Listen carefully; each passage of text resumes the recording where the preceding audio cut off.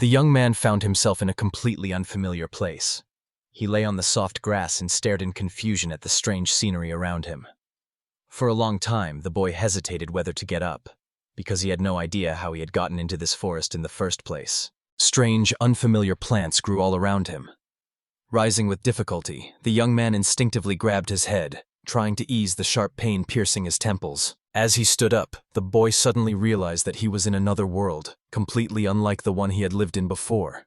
He looked around, trying not to think about his own death, because the memories of it were too painful. The boy didn't know what to do next, or in which direction to move. But before he could think about his next move, he was suddenly interrupted by a loud roar. A bear appeared right behind him. The predator growled menacingly, trying to scare its prey. The young man became speechless with fear and confusion. His body began to tremble, because he did not expect danger to come so soon after awakening. Desperate thoughts flashed through his mind. To play dead, to run away, or perhaps to try to fight back. However, the last option seemed completely insane and hopeless. The bear was steadily approaching, and the boy felt panic grip his heart. Unable to think of anything more intelligent, he simply uttered a meaningless greeting to the beast, as if trying to gain at least a moment. But the expected miracle did not happen. On the contrary, the angry bear became even more aggressive, growling louder and moving more sharply. The boy instantly realized that his action had been a fatal mistake. And just as the bear was about to pounce, a strange slimy mass suddenly enveloped his body. It wrapped around the predator on all sides, completely paralyzing his movements. The young man froze in shock. The slime squeezed the bear as if it were underwater. The predator struggled desperately, but in vain. The young man stood aside, not knowing what to do next, because the danger seemed to have disappeared, but he was not sure how long it would last. Some time passed, and the slime began to eat away at the bear's body like a caustic acid. The monster gradually lost signs of life. What he saw was too cruel for the young man, and when he approached the tree, he could not stand it anymore. He felt sick. The young man realized that even though the bear was dead, the slime was still dangerous to him, and in a moment he felt something trying to attack him too. But something unexpected happened.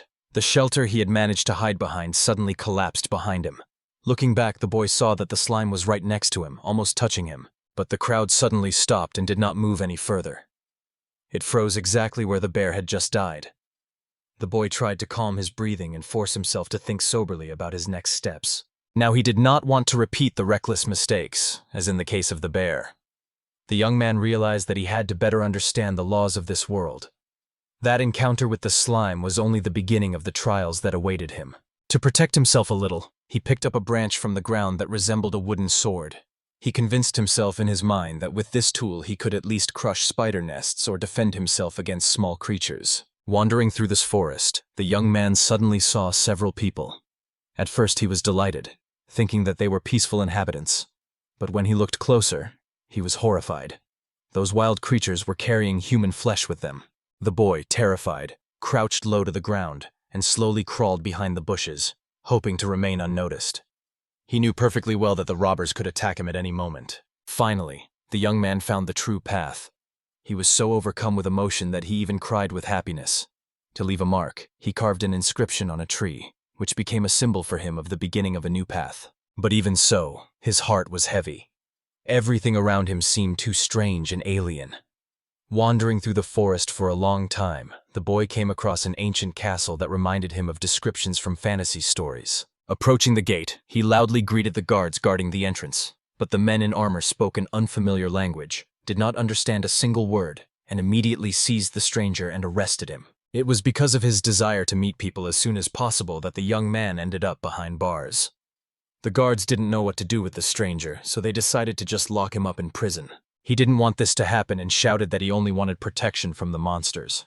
But the guards' responses were an incomprehensible set of sounds to him. Resigned, the young man lay down on the hay scattered near the wall and, immersed in heavy thoughts about his own fate, fell asleep unnoticed. He was tormented by fear of the future.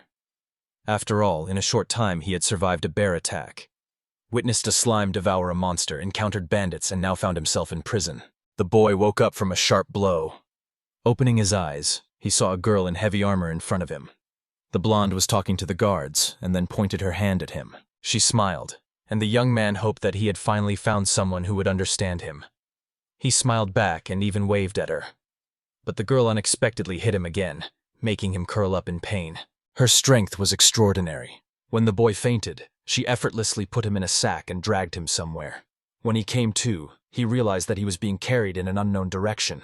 Eventually, the bag was untied, and the boy began to climb out. Sticking his head out, he saw two women in front of him, among whom was the familiar armored warrior who had brought him here. The blonde turned to another girl, calling her Maya, and said that the captive had already woken up. The young man himself had at that moment completely gotten out of the bag and was finally able to get to his feet. Hearing the conversation, the young man was about to insult the girl for her cruel treatment, but suddenly stopped.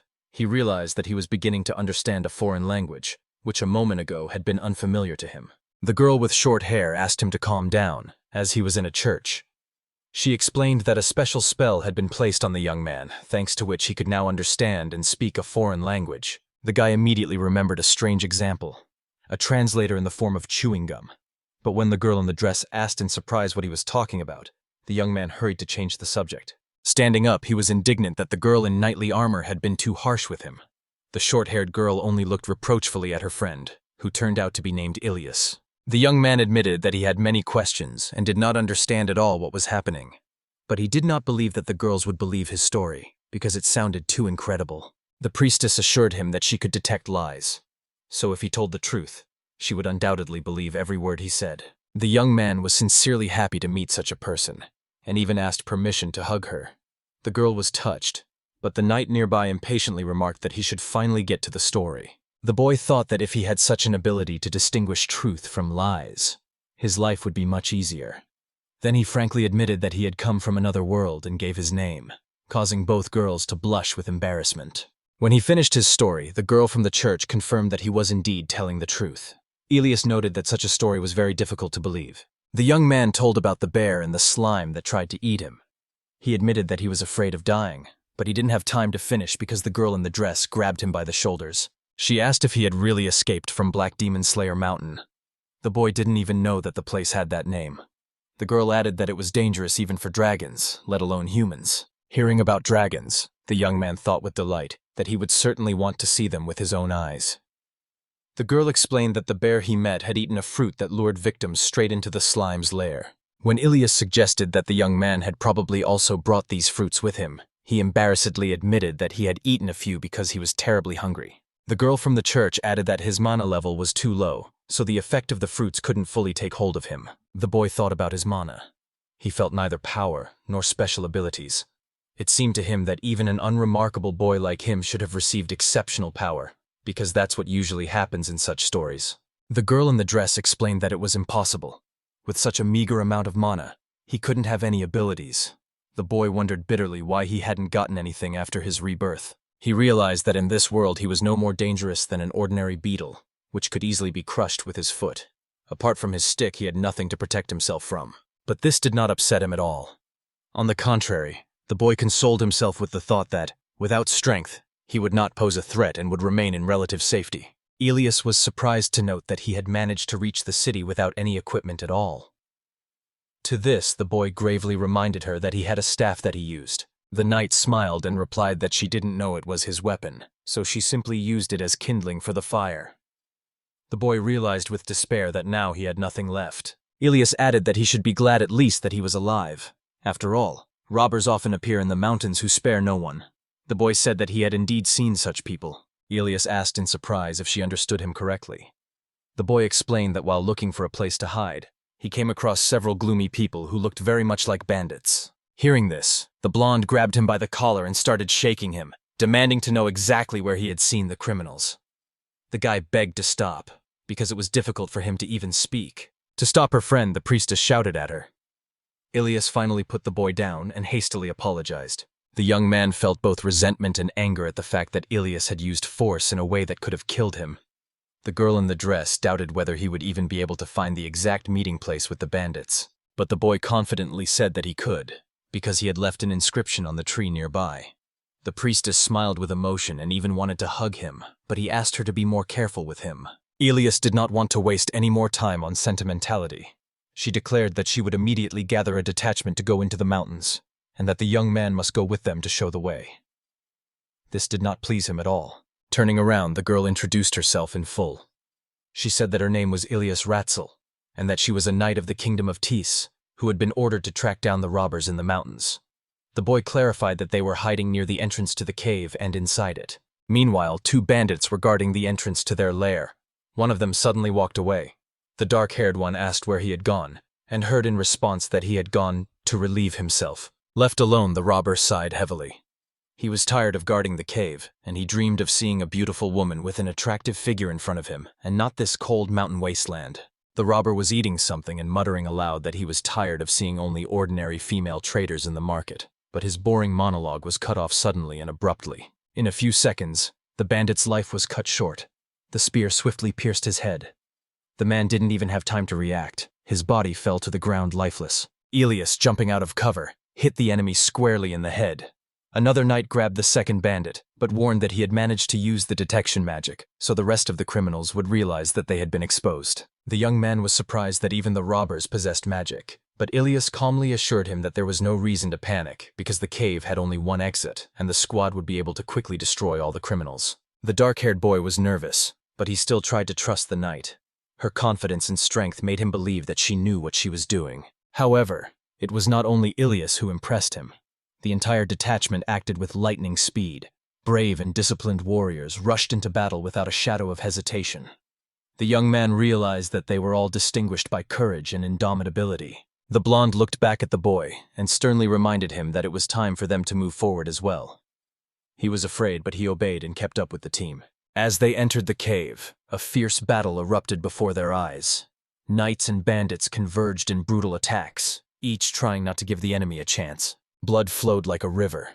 The young man desperately kept to the side, so as not to be hit by an accidental blow. Ilas led the detachment, ordering to spare those who surrendered, but not to let go of those who fled. Suddenly, the leader of the gang emerged from the depths of the cave. Armed with a huge stone mace, he rushed to attack Ilas, trying to crush her with a single blow. However, the girl instantly assessed the situation and stopped the heavy swing with her bare hand. With a smile, she asked what exactly he hoped to achieve by attacking her. Ilas smiled even more confidently, looking down on him as if he posed no threat to her. She asked why he needed such a huge body if it didn't help anything. The angry leader cursed her and tried to snatch the mace from her hand, but the knight broke the stone in half, leaving him no chance. She coldly said that she was not going to drag such a thug to the kingdom, and therefore, right here, in the cave, she would repay him for all his crimes. With one blow, she laid down her enemy. This moment captivated the admiring gazes of the entire squad, even the young man, who could not take his eyes off the girl's incredible strength. After that, Ilas ordered the use of search magic to find the fugitives and gather all who were still alive. The knights happily complied, completing the mission as quickly as possible. The young man breathed a sigh of relief, but admitted to the girl that he was scared to be in the cave and see all this carnage. Ilas was surprised by his words. She did not understand why he was afraid, since he had witnessed a brilliant victory that should have caused only admiration. But the boy was concerned about another question. He quickly asked why Ilas did not use the sword, but kept it in its scabbard. She hastily replied that she simply did not want to stain the blade with impure blood. But the young man noted that he had seen her try to draw the weapon, and the blade had jammed. There was a moment of silence. Ilas was confused and did not know what to say. Feeling that he had angered her, the young man quickly fell silent so as not to expose himself to danger. When the knights carried out their orders, the mission was complete. Of the 30 bandits, only 7 survived, and they were all captured. Not a single criminal managed to escape. Returning to the kingdom, the young man thought that he had even gotten used to the way Ilas carried him on his shoulder. It seemed like something ordinary. But something else worried him more deeply. Why had he come to this world in the first place? After all, he remained completely ordinary without gaining any unique abilities. He even thought that he had become a victim of the god's whim. But the real reason no longer seemed so important. Most of all, he wanted to see the face of the one who had called him here. After all, abandoning him to his fate in the mountains was cruel. The young man did not seek power, did not dream of overthrowing thrones or creating a harem. He only wanted a quiet and peaceful life. Meanwhile, deep in the forest of the Kingdom of Tease, another man listened to a subordinate's report that the knights had destroyed Gidu's detachment.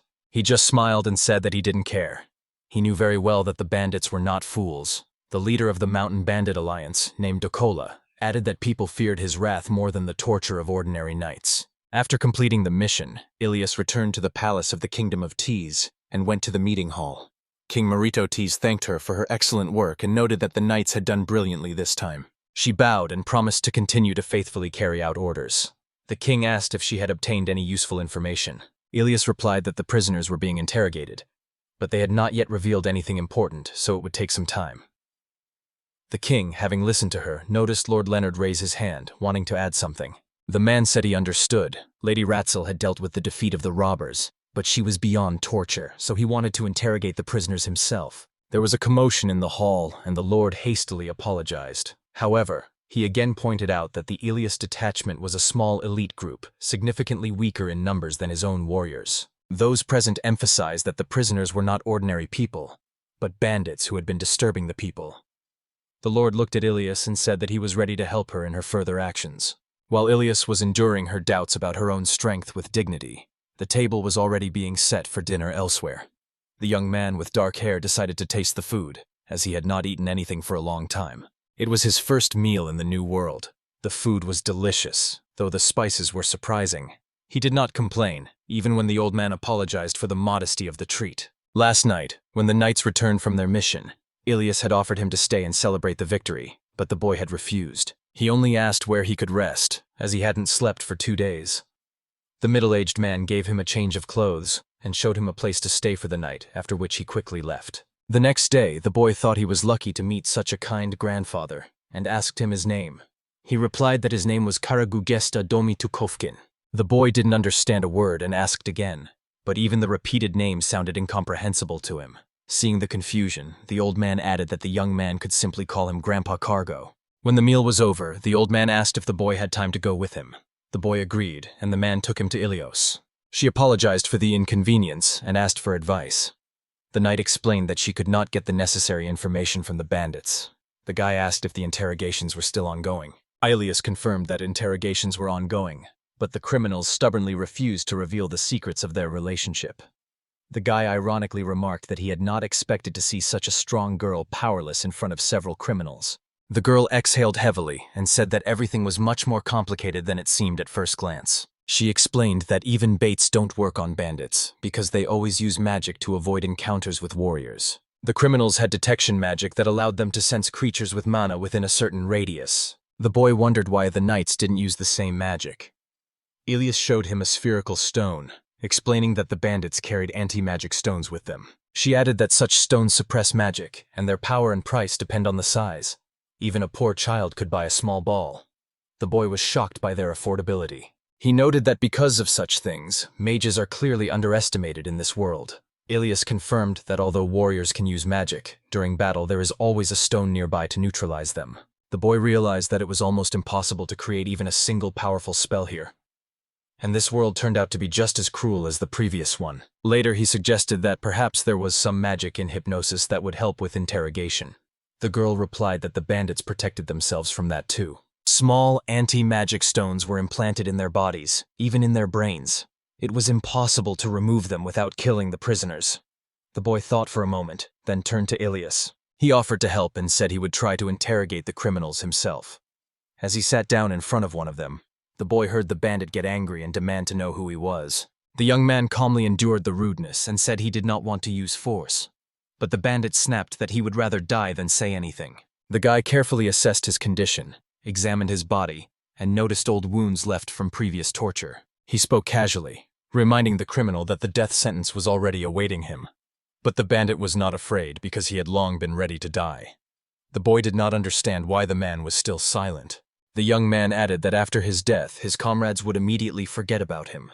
So wouldn't it be better to share at least one important truth before the end? He began to openly provoke and say that the criminal could continue to remain silent if he wanted to. This finally got the bandit to speak. He asked what would change if he told them something. The boy continued in the same manner, saying that he would be glad to hear any words. Moreover, if the criminal satisfied him, the torture would stop, and he could say goodbye to life in peace. Noticing the criminal's reaction, the young man coldly said that if he didn't say anything, he would just leave, and the knights would come back. This behavior was supposed to throw the bandit off balance and force him to act. The man did not give up and only repeated his words.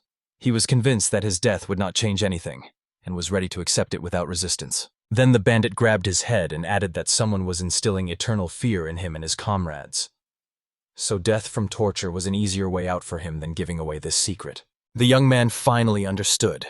The criminal was silent not out of courage, but because he was afraid of something much more terrible than his own death. Having learned at least something, the boy decided to find Maya, who served in the church, and ask if she knew about magic that could change the soul of a deceased person. The girl in the dress suddenly hugged the boy, thinking that it was Ilas who had scared him. But the young man immediately denied it and explained that the knight was not to blame for anything. Maya confirmed that such magic really exists and can bring souls back from the afterlife, but it has long been forbidden. The boy replied that everyone would probably like to have such power. The girl looked at him sternly and warned him, such words should not be said out loud. In some countries, the very desire to gain this power can lead to execution. The boy was surprised and asked what the danger was. Maya explained that this magic only brought harm. Those who used it to resurrect always ended tragically. She added that all the people who tried to bring back the dead ended up becoming demon lords themselves. The boy was speechless, not knowing how to respond to that. He thought about it, because he had no idea that such creatures could exist in the world. Now he understood why this magic was forbidden if people turned into monsters after resurrection. Maya also told about another forbidden power, the dead spirit spell. The boy, helping her sort through the books, asked what it did. The girl replied that this spell could forcibly extract souls from the dead and humiliate them in the world of the living. They could be forced to do things or sacrificed. In any case, this magic was cruel, because there was nothing worse. The guy asked if the resurrected beings retained consciousness. Maya was surprised by such a question and replied that he was touching on very dangerous things. But the young man quickly explained that he was only asking out of curiosity, to understand why this particular magic was so scary. Then Maya confessed. She once had to fight a person who used this spell. Together with her comrades, they destroyed the monsters he created. Most of the creatures simply disappeared with a death cry. But one of the monsters turned out to be different. After being defeated, it thanked Maya for her liberation. The guy listened carefully to her story, then bowed and sincerely thanked her for her candor. When he left, Maya asked Ilas to keep an eye on him. She understood that the boy was too interested in dark things, but he wasn't a bad person. Just someone who might stumble one day. Meanwhile, the young man returned to the prisoners. Smiling, he announced that now he would be their interrogator. But the bandits did not want to listen to him and demanded to take their lives as soon as possible. The guy, tired of their words about death, asked directly if they were so afraid of becoming victims of the spell of the dead spirit. At first, the criminals were wary, but then they started pretending not to understand anything. The guy became more serious and said he had another proposal for them. The bandits decided to let them go, but the boy explained that he could only postpone their execution until they dealt with whoever had put the curse on them. The criminals wanted to object, but the young man continued. If they agreed to cooperate, they would die at the hands of humans, not monsters. Now they began to think seriously about his words. The one they had not taken seriously had made them think. The guy emphasized that their confessions would also benefit them. By betraying their leader, they would not only survive longer, but would also be able to avoid turning into monsters. He continued, even if they remain in prison, they will not be tortured, but will be able to calmly think about their lives and leave this world as human beings. But the bandits stubbornly did not believe him. They insisted that even after confessions they would still be killed. But the boy assured them that there was no point in the knights torturing them in vain. He added that there was no risk here, because they themselves knew very well the situation they were in. The knights had found their lair by accident, but now their leader would definitely think about betrayal. And if the knights learn the leader's whereabouts, he will be convinced that someone from the gang has betrayed him. And then their fate will change anyway. The young man looked at the prisoners with cold menace in his eyes and asked what their leader would do if he suspected everyone the knights had captured. Horror froze on the faces of the bandits. He concluded, criminals have the right to choose, to die peacefully or become puppets in the hands of others. The young man added that his offer was valid only until tomorrow, so he hoped they would make the right choice. With these words, he said goodbye and left the bandits, who were led by the knights to the dungeon. At the exit, he was met by Grandfather Cargo and Ilas. They looked at the young man in surprise, which made him a little embarrassed, and asked him to stop staring so intently. The old man noted that the boy had a real talent for persuasion. With such skills, he could easily build financial pyramids. But the young man only shook his head, because he did not aspire to such a fate. Ilas asked if the criminals would be able to talk tomorrow. The boy replied that he doubted it, but he had a request for Grandpa Cargo. He explained his plan and asked her to listen carefully. Ilas was also interested and joined in. But when the guy presented the idea, The girl couldn't believe what she was hearing. The young man calmly assured her that there was nothing strange about it, because there simply were no other options.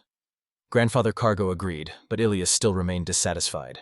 In the dungeon, one of the bandits complained that they had been separated into different cells, and he couldn't even discuss anything with his comrades. As he thought about it, the criminal remembered how Dola had once forced them to watch the fate of those who dared to disobey orders. The leader of the gang set a terrible example of traitors, and that was why they were afraid to cooperate with the knights. When the guard changed, Cargo asked if anyone had confessed anything, but the knight replied that everyone was stubbornly silent. The prisoner was happy because it meant that no one had betrayed their comrades.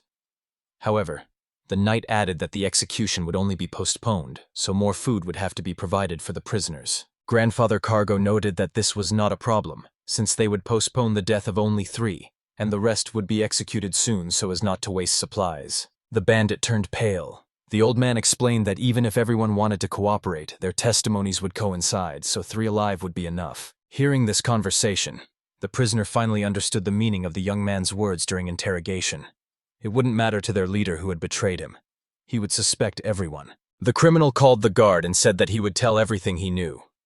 He also asked for the young man who had been interrogating him to be brought immediately. Cargo wondered why he couldn't wait until tomorrow, which angered the bandit.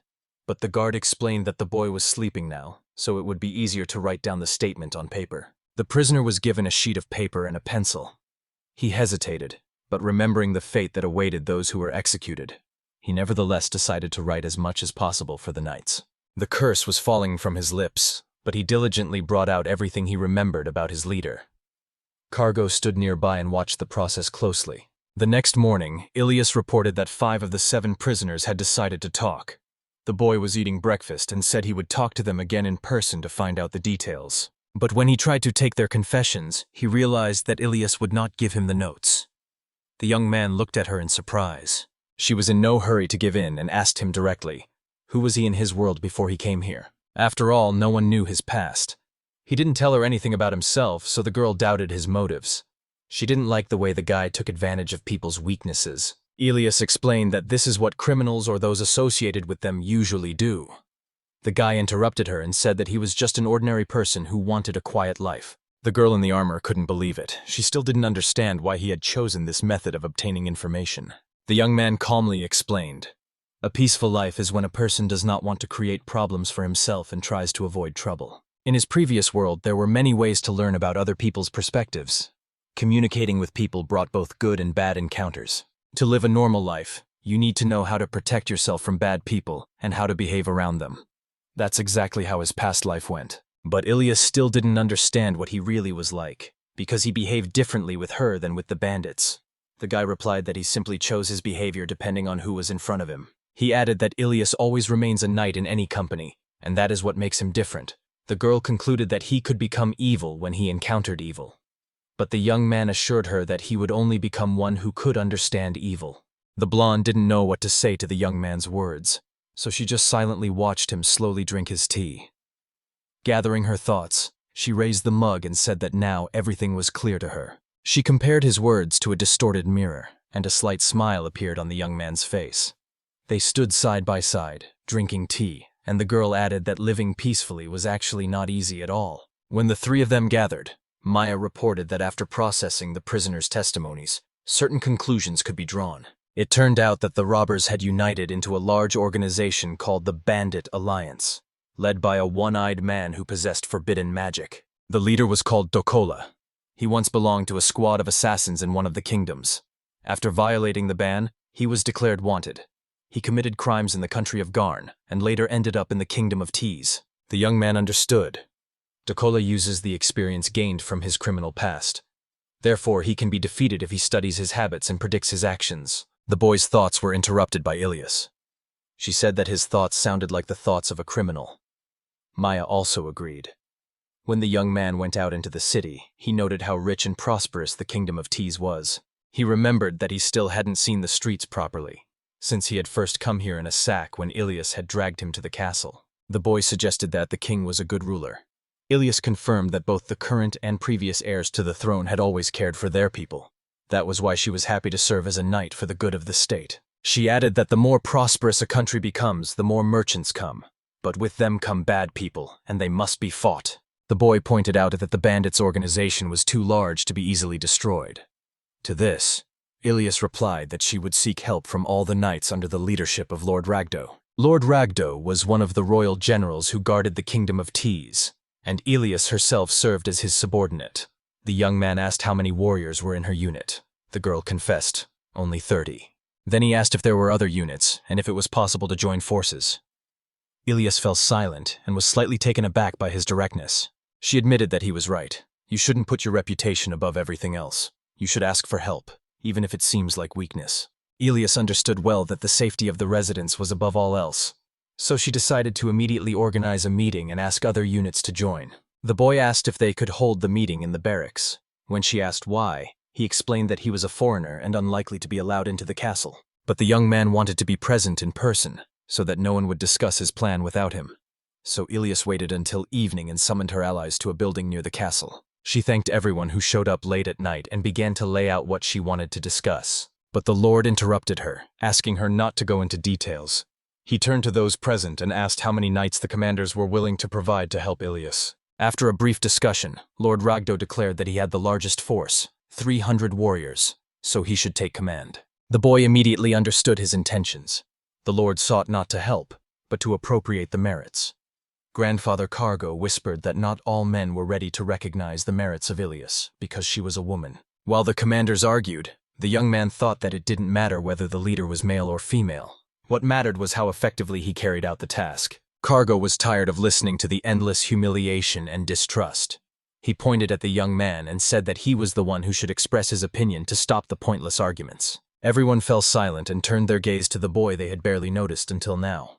Then Lord Ragdo asked who he was. The old man replied that this young man had given the knights the necessary information about the bandits, and therefore had every right to speak out. When asked by the Lord if he objected to his command, the boy replied that it was logical to give leadership to the one who had the most warriors. But he added, if a lord wants to be commander-in-chief, he must know all the details. Saying this, the boy unfolded the map on the table. It showed the bandits' movement routes. The young man suggested immediately assigning roles to the squad so as not to miss a single detail. The Lord realized that the boy had prepared carefully and confirmed his assumption. He would take responsibility for the area where the leader of the organization was located. Then the young man began to distribute tasks among the other commanders in order to cover all the important areas. But when it was Ilas's turn, no one answered his question about who wanted to work with her. A heavy silence fell in the hall. The young man was not at a loss and announced that Lady Ratzel would be in reserve, responsible for supplies on the trade route. Her detachment would come to the rescue if one of the main ones failed to cope with the task. Lord Ragdo was pleased with this decision and ordered the division of the kingdom's forces to continue. But Ilas did not expect this. She was angry because the young man did not stand up for her, but acted as the Lord saw fit. When the operation began, the boy tried to talk Ilas into calming down, but she wouldn't listen, even though she knew full well that the supply squad was a vital part of the plan. What worried the boy most was not her mood, but the fact that this time she was walking too fast and didn't even want to carry him on her shoulders. The young man still hoped to gain some abilities in the new world, but they never appeared. At this time, Grandfather Cargo apologized to Ilas for not being able to protect her dignity at the council. While the knights were talking among themselves, the boy became completely weak and could barely move. His condition was noticed when the supply party was walking through the forest, and Lord Ragdo's warriors were already fighting the robbers. The criminals did not understand how the knights had discovered them, and tried to hide in order to inform the leader of the betrayal. But the commander ordered to kill everyone without exception, leaving no one alive. Upon entering the camp, he admitted that he had no idea how useful the document the young man had shown them would be. The Lord was pleased with the boy's behavior at the council. He was also surprised that Lady Ratzel was able to get information from the bandits. What pleased him most was that she turned to him for help and ended up in the reserves. This gave him the opportunity to further glorify his own name. His thoughts were interrupted by a strange silhouette under the tent. When he pulled back the canvas, he saw a body lying motionless. But in an instant, the dead man came to life. A spell of the spirit of death was cast on the camp, and the bandits turned into lifeless creatures. The two criminals managed to escape and tell the leader that they had been betrayed. Everyone around them was furious, because everyone knew what fate awaited the traitors. But he did not despair. He only smiled ominously and said that he had a plan even for such a case. Meanwhile, The battle raged, and the knights were no longer fighting people, but living corpses. Lord Ragdo also fought with his squad, but could not understand why the enemy used magic, because the knights had anti-magic stones. The monsters turned out to be more terrible because they did not die from fatal blows that would stop a person. The commander ordered to be careful. If even one knight falls, he will become a monster. The lord also reminded that magic must be used to destroy the dead. The leader of the gang tried to escape with several subordinates, but the lord noticed this and ordered the escapees to be intercepted. Deep down, he understood. Sooner or later, one of his warriors would die and become a dangerous enemy. Meanwhile, Dola walked away from the camp and coldly remarked that people were much more useful after death. One subordinate asked why his magic worked despite the anti-magic stones. Dola replied, "Stones do not destroy magic, they only break its bonds. The spell of the spirit of death is special, because it is forbidden. This spell infuses a soul into a dead body, creating zombies that have destroyed entire states in the past. Its power grew as the dead themselves radiated mana, infecting others." He summed it up succinctly. It doesn't matter if the knights have stones. If there are bodies around, he will always create new zombies. Previously, Dola had hidden many of the living dead in a barrier near the camp, and as soon as the stones were near, the barrier collapsed, releasing a crowd of undead creatures. Moreover, if anyone got too close to the dying person, they would inevitably turn into a zombie, even if they were killed by another. These words terrified his servants even more. One of them almost dropped the bag out of fear. Dola sternly reminded them to protect the treasure and said that he was even grateful to the knights for the current events. He understood that if all his subordinates survived, they would have to share the loot, and so, the fewer people, the more treasures for him. His monologue was interrupted by Ilas, who had noticed the fugitives. She said that she felt no joy in meeting them again. The girl in armor stood on the slope and looked at those she had been hunting for so long. Behind her, the entire squad lined up. Ilas Ratzel introduced herself to the enemy and said that today the path of the leader of the gang Dola would end. The man did not expect to meet the royal knights again, but instead of fear, he calmly declared that the girl was wrong. Ilas showed no emotion, bravely went down and met his gaze without fear. Dola began to ask who had shown her his escape route, for it was evident that someone else had done so. But Ilas said that she had herself found the place where he intended to escape. But he did not believe it. He refused to believe that some girl had managed to uncover his plan and use the other knights as bait to detain him personally. The gang leader explained that he didn't mean a daring knight, but a certain boy who understood the life of the scum all too well. And a moment later, the dark-haired young man in question appeared not far from Ilas. The boy came closer to the girl and told Grandpa Cargo that he could handle it. The man was surprised. The young man did not look like a fighter at all. But the boy didn't deny it. He frankly admitted that he was the weakest of all those present. The leader asked how he found their hideout. The young man replied that he had simply gotten lost in the mountains and stumbled upon it by chance. The leader was amused by this answer, and he asked how the boy managed to come to an agreement with the captured bandits. The boy again sincerely told how he did it. The man asked if the boy believed that the living had a purpose. The boy replied that as long as they remained useful. After a short pause, the leader asked one last question. What magic did the boy use to track him down? The young man looked him seriously in the eye and replied that this was probably called understanding, and this response completely satisfied the criminal. In fact, the boy had expected the one-eyed man to try to escape in the middle of the battle. He had soberly assessed his own strength, so it was obvious that he had prepared ways of retreat. The young man also understood that he was keeping the bandits in subjection through fear, relying on the spell of the spirit of death. However, he was worried about something else. During the mission, they had not found a single corpse. It was hard to believe that such a man would show mercy and bury someone. So the young man began to wonder what exactly he had done with the bodies. And if they disappeared, it means they were moved somewhere where they could still be useful. Looking at the boy again, the leader asked who he was, for he would make a wonderful villain. But the young man replied that he was just an ordinary civilian. The man didn't believe it. An ordinary person wouldn't be able to understand scum like that. He asked where the boy came from. The boy replied that only criminals do whatever they want.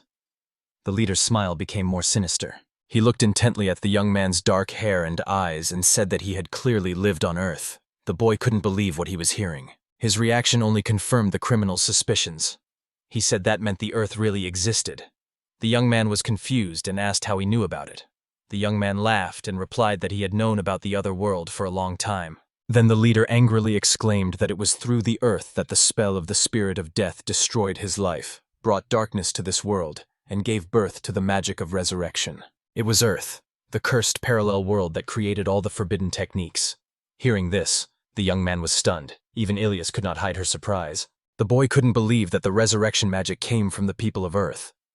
He looked at Ilas and realized that she didn't know anything either, so there was no point in lying here. Realizing that the man had such information, the young man decided that the man would not seek immediate death. He asked what else the man knew about Earth, but the leader replied that he had no special knowledge. He only advised the boy to look for answers on his own, because now he had something to think about. Then the criminal thanked him for the interesting conversation and suddenly pulled out a knife, rushing at the young man. But the attack failed. Ilas managed to deflect the blow, and the two knives fell to the ground. The young man was surprised because his opponent had only one arm. The girl in armor ordered him to stand still so that she could cover him more easily. The boy agreed without objection. Dola ordered his men to attack the knights, threatening to turn them into zombies. He himself rushed into battle as the knights tried to neutralize him as quickly as possible. Ilas pressed him, and due to the lack of a second hand, he could only defend himself. After parrying her blow, he even praised the girl, saying that it was the first time he had met such a strong opponent. But she ignored his compliments, because she could see that he was enjoying the fight. A little upset, the man nevertheless admitted. Now it was clear why she had been entrusted with the squad. After these words, he demonstrated another trick. He threw the knife high into the sky. The blade was enveloped in dark energy, so Ilas ordered the knight to place a protective barrier on the young man. The boy hadn't expected another attack, so he sighed in relief when a knight with magic appeared nearby. Ilas noticed that Dola had used a death spirit spell. The leader again praised her for her cleverness, but reminded her that there were those next to him who would carry out any of his orders. After these words, a huge monster with a heavy sword rushed at Ilas. She managed to repel the blow and recognized the opponent. It was the same one she had already defeated in the cave. The man confirmed that it was indeed him. The gang leader noticed that the girl did not have a sacred weapon, which made it harder for her to fight the dead. When the death spirit spell completely covered the area, the monsters would fight until she died. But Ilas did not give up. She raised her sword and said that she had to kill everyone to end the battle. Then she ordered her squad to jump up. The young man did not understand the plan and was surprised by the height of the knight's jumps.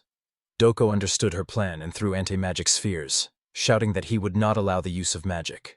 But seeing the scattering of stones in front of her, the girl only coldly replied that she had no intention of using magic. She wanted to get to the very source of the problem. And with one blow, she scattered the mana hanging over the dead, stunning even her own allies. Ilas fought confidently, soberly assessing the situation. She urged the enemy to use all their tricks to end it quickly. Such courage stunned even the young man, whom the knight guarded. He let out a smoke screen all around, which surprised his opponents. The girl screamed, realizing that he was trying to avoid the fight. The man did not object, and said directly that he really wanted to escape. But when he had gone a little way, a spear struck him from the forest, wounding him so badly that he could no longer rise. He glanced around at Ilas and accused her of treachery, but the young man assured him that she knew nothing. Looking at the boy, the criminal realized. The boy had guessed about his escape. After all, Dola had already escaped from the knights before. The young man noted that everything was going according to his plan, because he had warned Grandpa Cargo about it. He realized that the best moment to attack was when Dola would start pointing out other people's mistakes and then try to escape. The bandit asked if this was the understanding the boy was using, and he was even glad that it was he who had exposed his plan and won. Dola admitted that under different circumstances they could have become friends, but the young man replied that he did not like murderers. He added that he would never voluntarily deviate from the right path. Then the criminal changed the subject and said that among his belongings was a map with a secret location marked. He said it would be a farewell gift for someone who had truly interested him. The guy was surprised. How could one be so cheerful and calm at the moment of death? Dola asked to be named. The boy agreed, but it was already too late. Ilas had raised her sword above the enemy's head. Before his death, the man heard the name of his interlocutor and smiled. At that moment, Ilas cut off his head, cutting off their conversation. Wiping the blood from the blade, she asked the young man if he had anything to say, since the enemy knew something about his world. But the boy replied that the criminal had accepted his fate, and therefore accepted the punishment. He doubted that he would have learned anything new.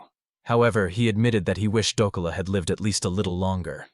He also noted that the girl had done the right thing, because the criminal could have escaped or resisted again. But Ilas objected. He was too wounded to fight.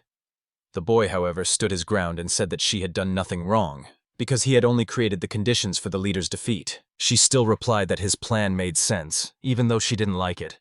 The guy sighed heavily and added that if it made her feel better, he would listen to her explanation of why she killed Dola when he could no longer resist. Ilas apologized and at first said she was scared, but then she corrected herself. She was disgusted to see the young man talking to this murderer. She reminded him of the distorted mirror. Ever since he heard about Dola, he had begun to resemble him, and after the conversation, her anxiety only increased. The girl thought that if the conversation continued, the young man might take her side, and so she couldn't help herself. The boy thought, indeed, he and Dola understood each other, even though he was a murderer. But he didn't blame the girl, but on the contrary, he thanked her for not letting him go astray. Even when Ilas began to berate herself for her rashness, he praised her again and told her she had done the right thing. The guy added that she acted based on an analysis of the possible consequences, and this deserves respect. Ilas calmed down a little, but it seemed to her that the boy was talking to her as if she were a child. He replied that it was natural, since he was older than her. The girl asked in surprise. The guy asked her age. When she said she was 18, he only confirmed that she was older. Ilas did not believe him, because he looked younger than her. She even assumed that he had elves in his family. But the young man assured her that he was a completely ordinary person.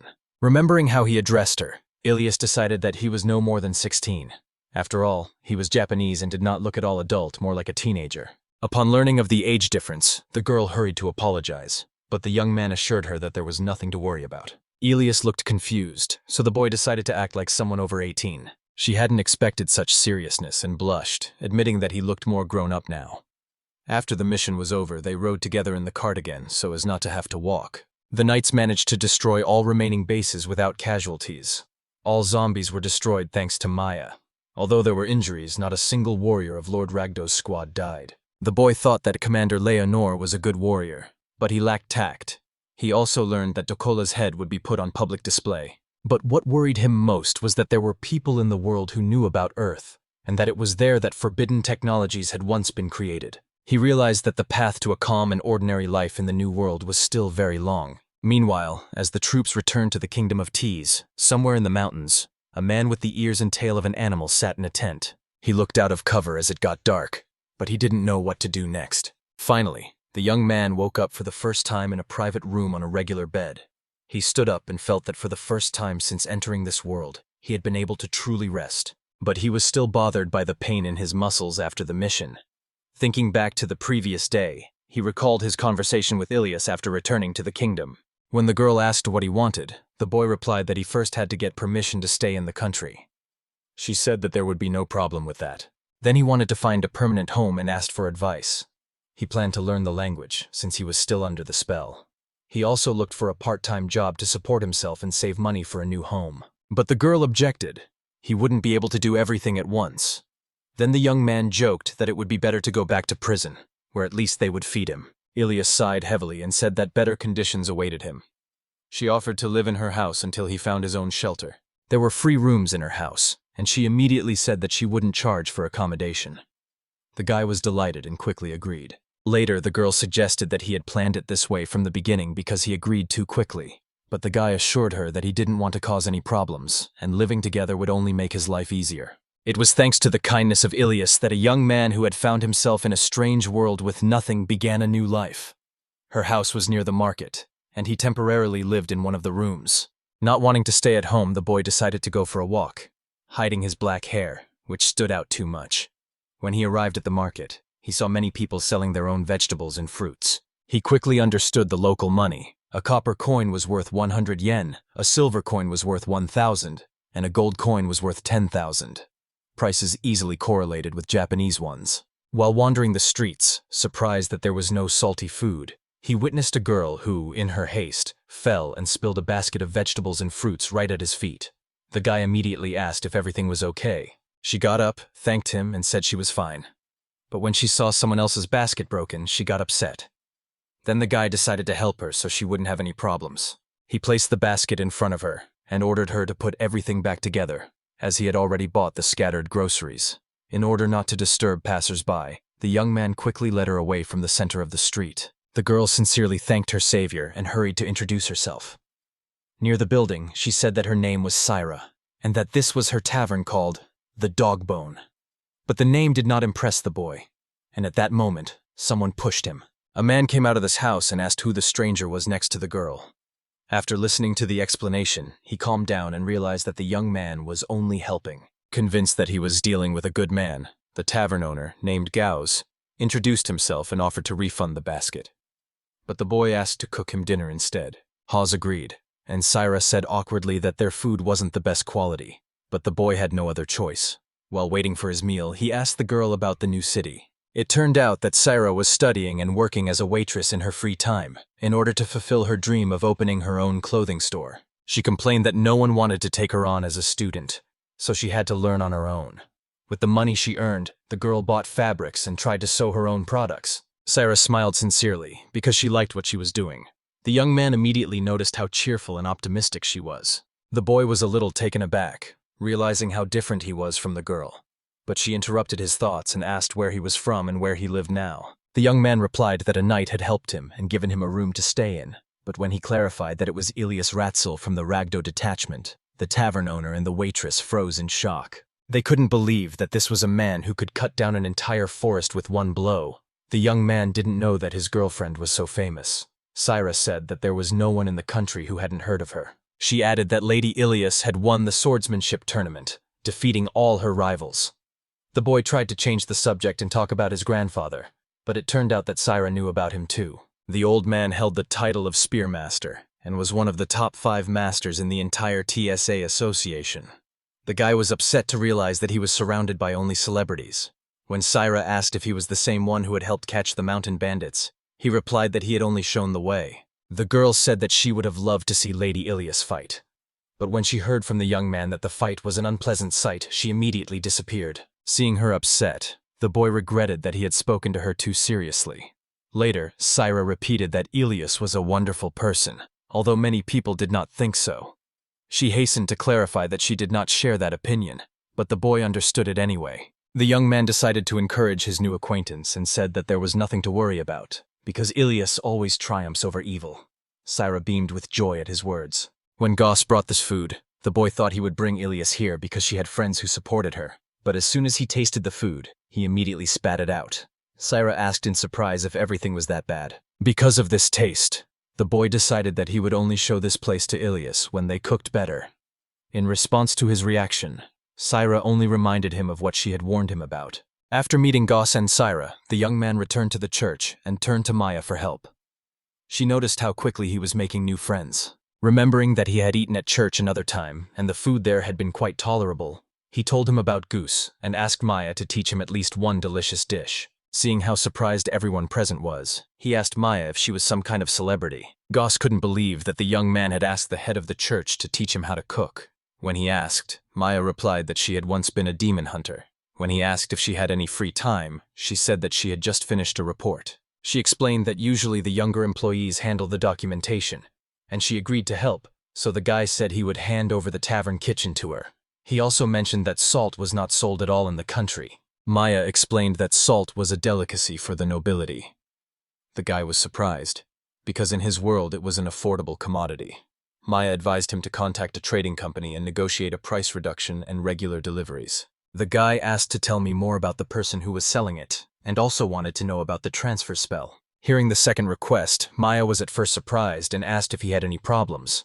But he replied that he was just curious how long the action would last. She said the spell would wear off in a week, and he had 4 more days before the spell would have to be repeated. The boy wondered if there were any problems with this spell, and after a short pause, he realized that the girl was teasing him. Maya explained that she hadn't used such magic in a long time, and might have made a mistake when she cast it on him. She quickly reassured him that it was nothing serious, just minor side effects. When the young man asked what they were, Maya said that over time he would experience muscle pain. She reminded him that the pain wouldn't come right away, but it could get worse over time. Hearing this, the boy understood why he had been feeling achy in the morning. Suddenly, the pain shot through his body again, and he begged for magic to cure him. But Maya replied that it was impossible, and his cry of pain echoed throughout the church. The young man decided not to delay and immediately went to the shopping area. He was with Syra, and at the entrance they were met by a girl who led them on. She led them to a room where they were to meet the right person. Soon a man appeared who introduced himself as Ban, the head of a trading company. Ban said he read the letter and realized they had come for the salt. He promised to give his friends a discount, but the boy wasn't happy with that. The young man said that he had come not for a discount, but to achieve a reduction in salt prices for the entire country. Ban was surprised by his persistence and asked him to explain in more detail. In this world, a kilogram of salt cost 1 gold coin, that is, 10,000 yen, and the boy could not understand why it was so unavailable. Recalling his conversation with Maya, he explained that in his world salt was a necessary source of nutrients, even fueling wars. The girl explained that all this was due to magical energy. The vegetables and grains were saturated with it, and the energy itself served as a source of food and depended on the soil. The young man realized that magical power was contained in minerals, and Maya wondered why he had so little of it. Perhaps he was simply not eating right. So in this world, the demand for salt was low, so it did not lose its luxury status. However, the guy insisted the demand for salt must be increased. He said that increasing supplies would bring the price down. Ban agreed, but added that it wouldn't happen right away, and asked what the guy thought. As evening approached, people began to gather at the Dogbone Tavern for drinks. Syra passed out drinks and new snacks for the guests to try. Seeing unfamiliar dishes on the table, one of the men asked what they were. The girl replied that it was the tavern's new menu. She added that everything was free, if only they would try it. But the guests were in no hurry. After all, Gao's was the cook, and his food was not famous for its great taste. But after tasting it, they were surprised at how delicious it all turned out to be. The potatoes and chips with salt became many times more appetizing, and the guests liked it. The guy came up with a plan: first give out free snacks to lure customers in. And it really worked. Syra was delighted. Now the customers were asking for menus, not just cheap alcohol. The guy noted that the meeting with Ban had been surprisingly successful. Thanks to Syra, he looked serious in his eyes, so Ban became interested in the meeting. The young man also noted that the man spoke to him very politely. Their conversation was interrupted by customers calling the waitress to try the new dishes. That evening, word of the menu spread throughout the city, and Syra worked until late at night. After closing, the girl sat down wearily at the table. She had never had such a change before. Hawes apologized to the young man for having to help out, as the influx of visitors had been unexpected. Meanwhile, Ilas was having dinner alone at home. Her thoughts were haunting her. It was already late, and the boy had not returned. She could hardly eat. The night chased away her anxious thoughts and decided that he would appear tomorrow. In the morning, the boy felt pain in his muscles again, and he also thought about the lack of workers in the tavern. The problem was quickly solved. Hawes hired several older women, including Grandpa Cargo's wife. In the morning, the young man went to the bathhouse to get salt and met the old man there, telling him about the shortage of people. After listening to him, the grandfather advised him to ask his wife to help out at the tavern. The boy doubted the benefits, but Cargo assured him that she was extremely energetic and would even bring other women. And indeed, the woman was full of energy and happily accepted the offer. She didn't want to sit at home doing nothing. When asked if she could handle working all day, the woman only replied that her husband didn't want to see her alone, so everything would be fine. The guy realized it really wasn't hard for her to work, and her husband would stop feeling guilty. The woman led the men out of the tavern so they wouldn't interfere with the work, and advised them to take a walk. The young man and the old man listened and moved on. Taking out the map, the boy asked his grandfather to look at it. He was surprised why. The young man explained.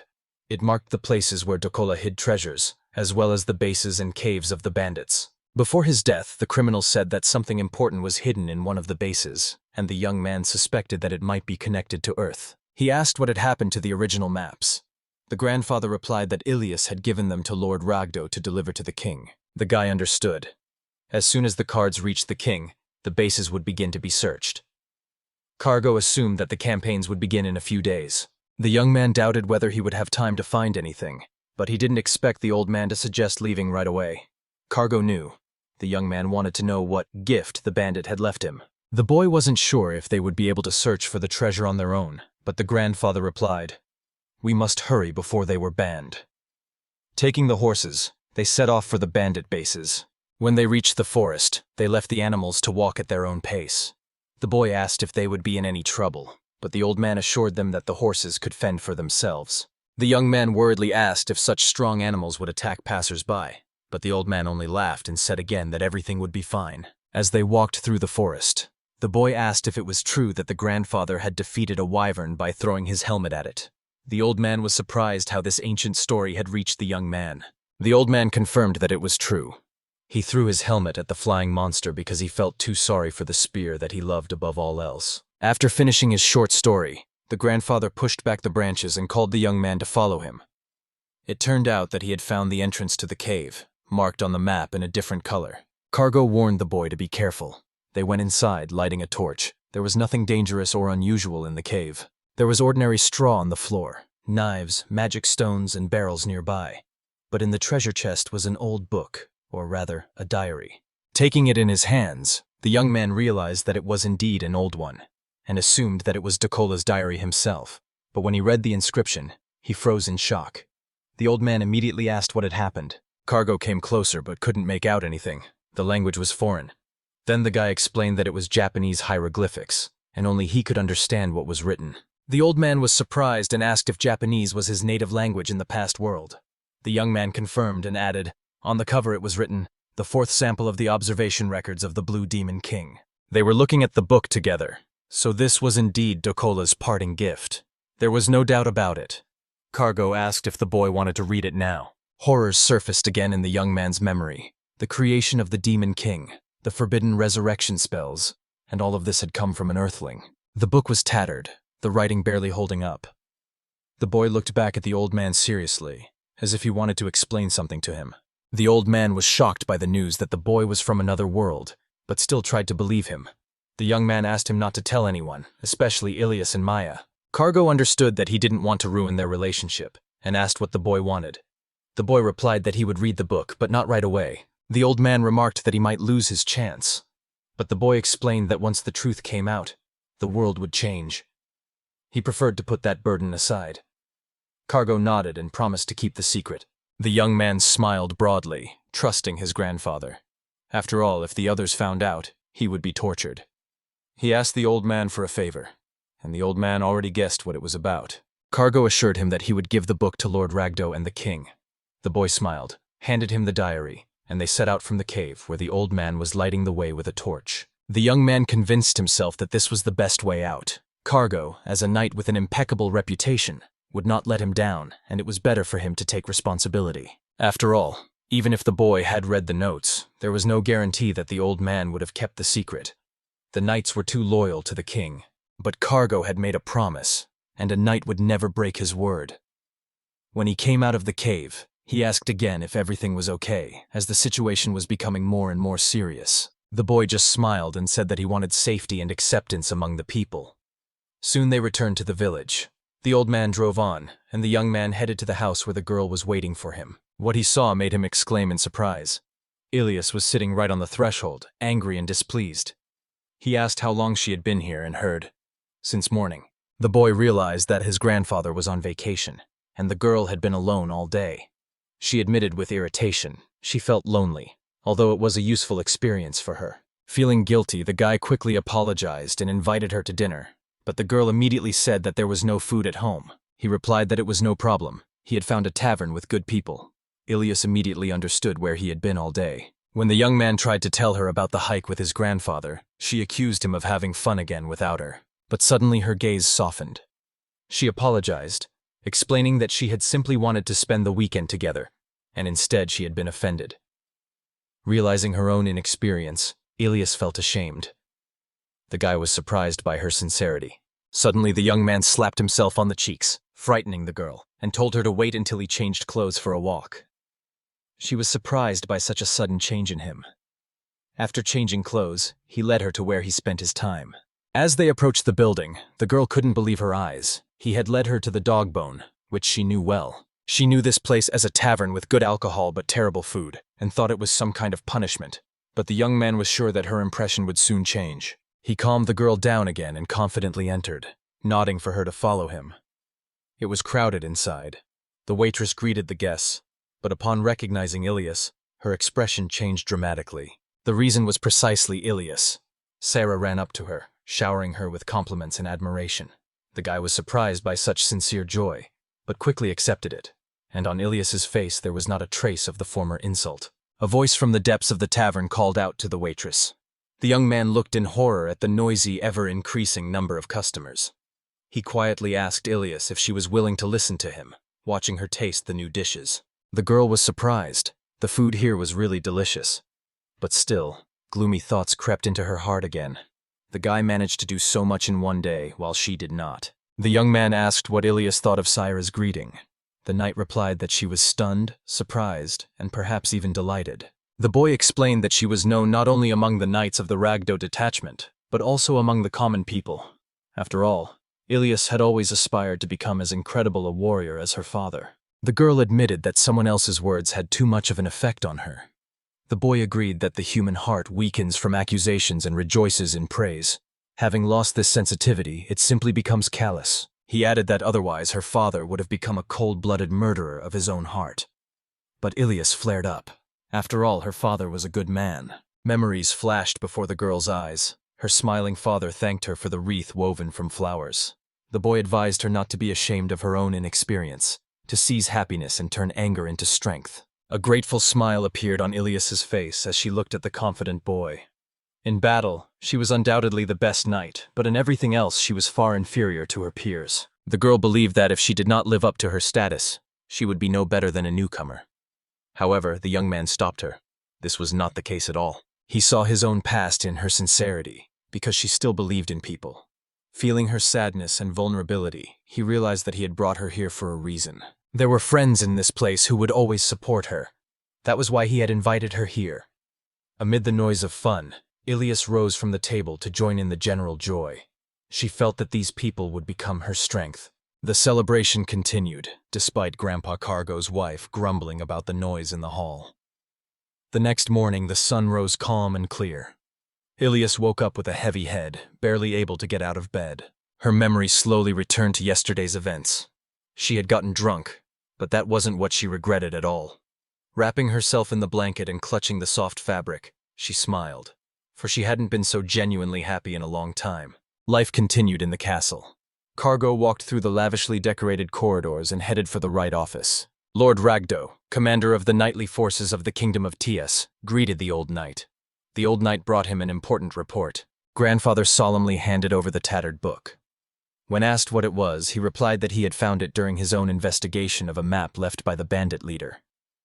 The lord looked at the cover and wondered how Cargo had found out about it. The old man hesitated, searching for words. But the lord reassured him, saying there was nothing to worry about. He only wanted to know if the knight had read the book. He got down on one knee and swore. The first thing he did was deliver the book without opening it. The lord believed him, guessing who was next to Cargo. Placing the volume on the table, the lord explained.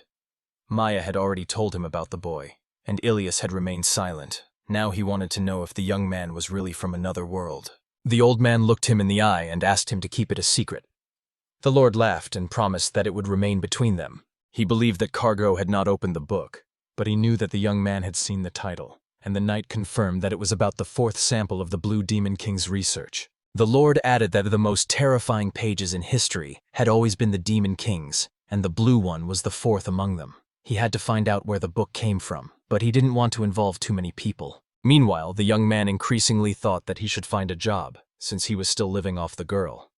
Alternatively, he should turn to a merchant or someone similar for advice. In these thoughts, he reached the trading company. 3 days had passed since his last visit. Ban met the guy and thanked him for his advice to invest in the dog bone, which had yielded amazing results. The company owner planned to continue investing in the tavern, although he was concerned about the lack of workers. They sat down to discuss trade. Promoting salt in the market was a successful strategy, so the price was lowered. After the defeat of the bandits, more traveling merchants and new goods appeared. The country became richer, and at the same time, the demand among the people increased. The boy was interested, but he also wanted to ask about the rumor, whether rock salt exists. Ban was surprised, but confirmed. It really does exist, in the form of crystals in the mountains. The guy was delighted. There should be a lot of it in unexplored lands. He also mentioned highlight, but for the first time he heard that the merchant had no idea about this name. Then the boy explained. It is salt that is obtained by evaporating water from hot springs. If the mountains are full of caves and streams, it is easy to collect a whole supply there. Ban was delighted with the idea of salt mining in the mountains. The news aroused his intense interest. Despite the fear of possible failure, the merchant decided to personally explore these lands. The man said that there was a real treasure sleeping in the country, and he had no right to miss the chance. The young man only noted that Ban had a great sense of profitable projects. Seeing the merchant's enthusiasm, the boy laid out a card on the table that he had been hiding in his bag. It was a copy of the card of the leader of the recently destroyed bandit alliance. The merchant was stunned by this discovery. The boy warned that it must remain a secret. The map covered too much territory, and Ban only sighed, thinking of the poor knights who would have to fight there. On the map, the leader marked a number of abandoned caves that had once been known to explorers. The boy noted that this was better than wandering around at random.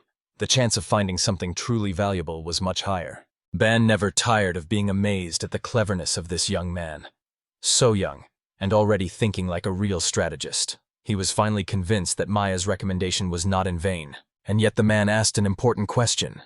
Why isn't the guy afraid that, having such valuable information, he himself will decide to hide it? The young man just smiled and replied that he knew that Ban always knew how to make the right choice. The merchant understood that he had a truly reliable partner in front of him. Meanwhile, in the royal palace, all attention was focused on the found book. King Marito was showing great interest in it. Lord Ragdo, who was nearby, reported all the circumstances. He also mentioned the young man who had helped Lady Ratzel in carrying out the mission. The king was pleased, unlike the lord himself. The monarch highly appreciated the courage of the stranger from another world, and even declared that he wanted to meet him personally. He was deeply interested in this figure. The lord suggested inviting the boy to the award ceremony, and the king added that they should also take care of delicious wine. Meanwhile, the joyful cry of Ban could be heard in the mountains as he enjoyed his new discovery. Studying the map, they found a convenient cave nearby. There were no signs of wild animals inside, so the young man estimated the cost of such an examination. But the merchant decided to go with him, calling it a nice walk. The boy was surprised by such enthusiasm, but he saw that in this carefree attitude there was experience hidden. The young man wondered if he was always like this. Ban boasted that he had once been a troubled adventurer, but that after becoming a merchant, he had finally calmed down. Now he valued a quiet life. The boy wondered why he kept coming across such strange people. Although Gauss and Sarah were wonderful, this merchant was striking in his unpredictability. Soon they reached the desired cave, hidden by tree branches. As they descended further, Ban noticed something. They were at a dead end. The cave ended too quickly, but it was a perfect place to hide. The boy was already regretting that his exploration had begun in failure. But the merchant did not look at all upset. After carefully examining the wall, Ban declared that there was a barrier spell cast here. He had encountered one before. Taking out his tools from his bag, he asked the young man to hold the bag. The next moment, the merchant struck the stone surface with all his might. A cloud of dust rose, and the boy froze in surprise. The hammer was enchanted, and his blow had 10 times the force, absorbing magical energy. The boy was confused. With his past, this would never be possible for him. Meanwhile, Ban had already cut a new passage. The merchant's eyes were filled with the fire of adventure. He took the matter seriously. They continued on with the torch, until something suddenly made the young man stop. The passage led them to a strange place. A green grove spread out before them, hidden inside a cave. Even the torch was no longer needed. Ban lowered it and looked around. It seemed all too ordinary to the boy, but an uneasy feeling of foreboding gripped him. Ban was delighted, certain that they had found something extraordinary. The merchant crouched down by a tree with shining flowers at its roots.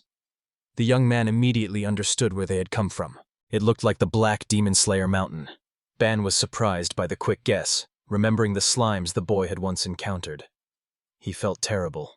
It was almost impossible to get out of that mountain. The plants here were also strange, growing on land with an excess of magical energy.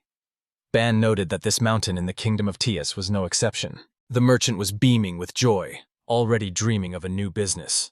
The boy was just amazed at how this man knew how to turn anything into a profit. What seemed like a failure suddenly became a success.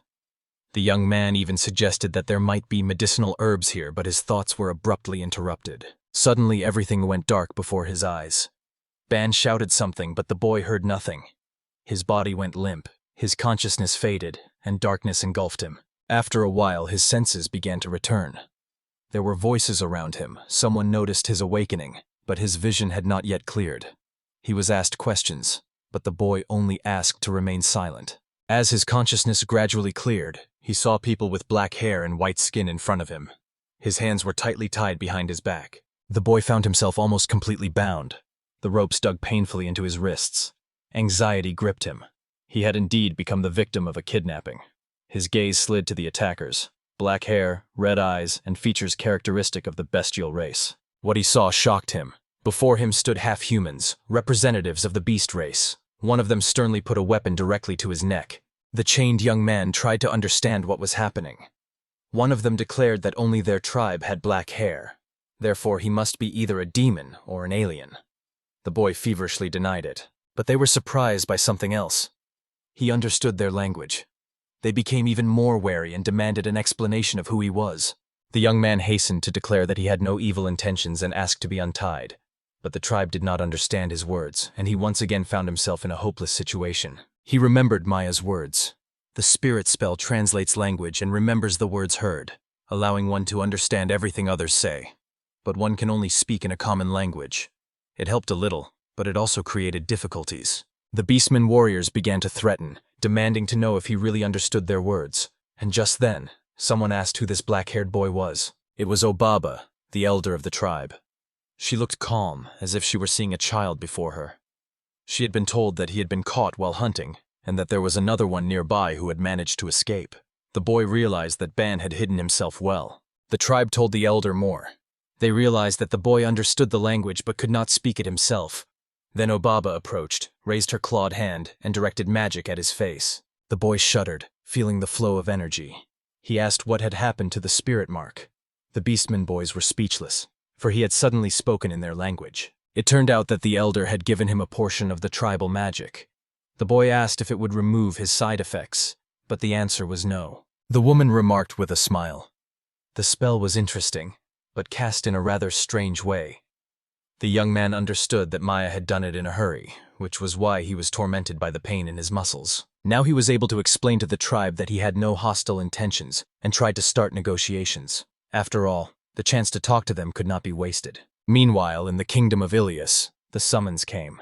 Lord Ragdor reminded them that the boy who had helped destroy the bandits must be present at the awards ceremony. Ilas knew his merits well and was not surprised by this decision. Now all she had to do was break the news. Having accepted the order, the girl noticed how the Lord was looking at her attentively and silently. This confused her a little, and she quietly turned to him. Ragdor noted that she looked calmer and even happier than yesterday, and asked what had happened. Ilas blushed awkwardly. She quickly replied that nothing had happened, which only amused the Lord more.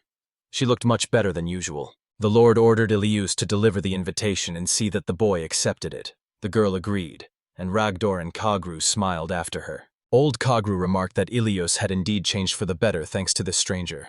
Ragdor didn't want to admit it, but Kagru even added that he would like to have such a granddaughter.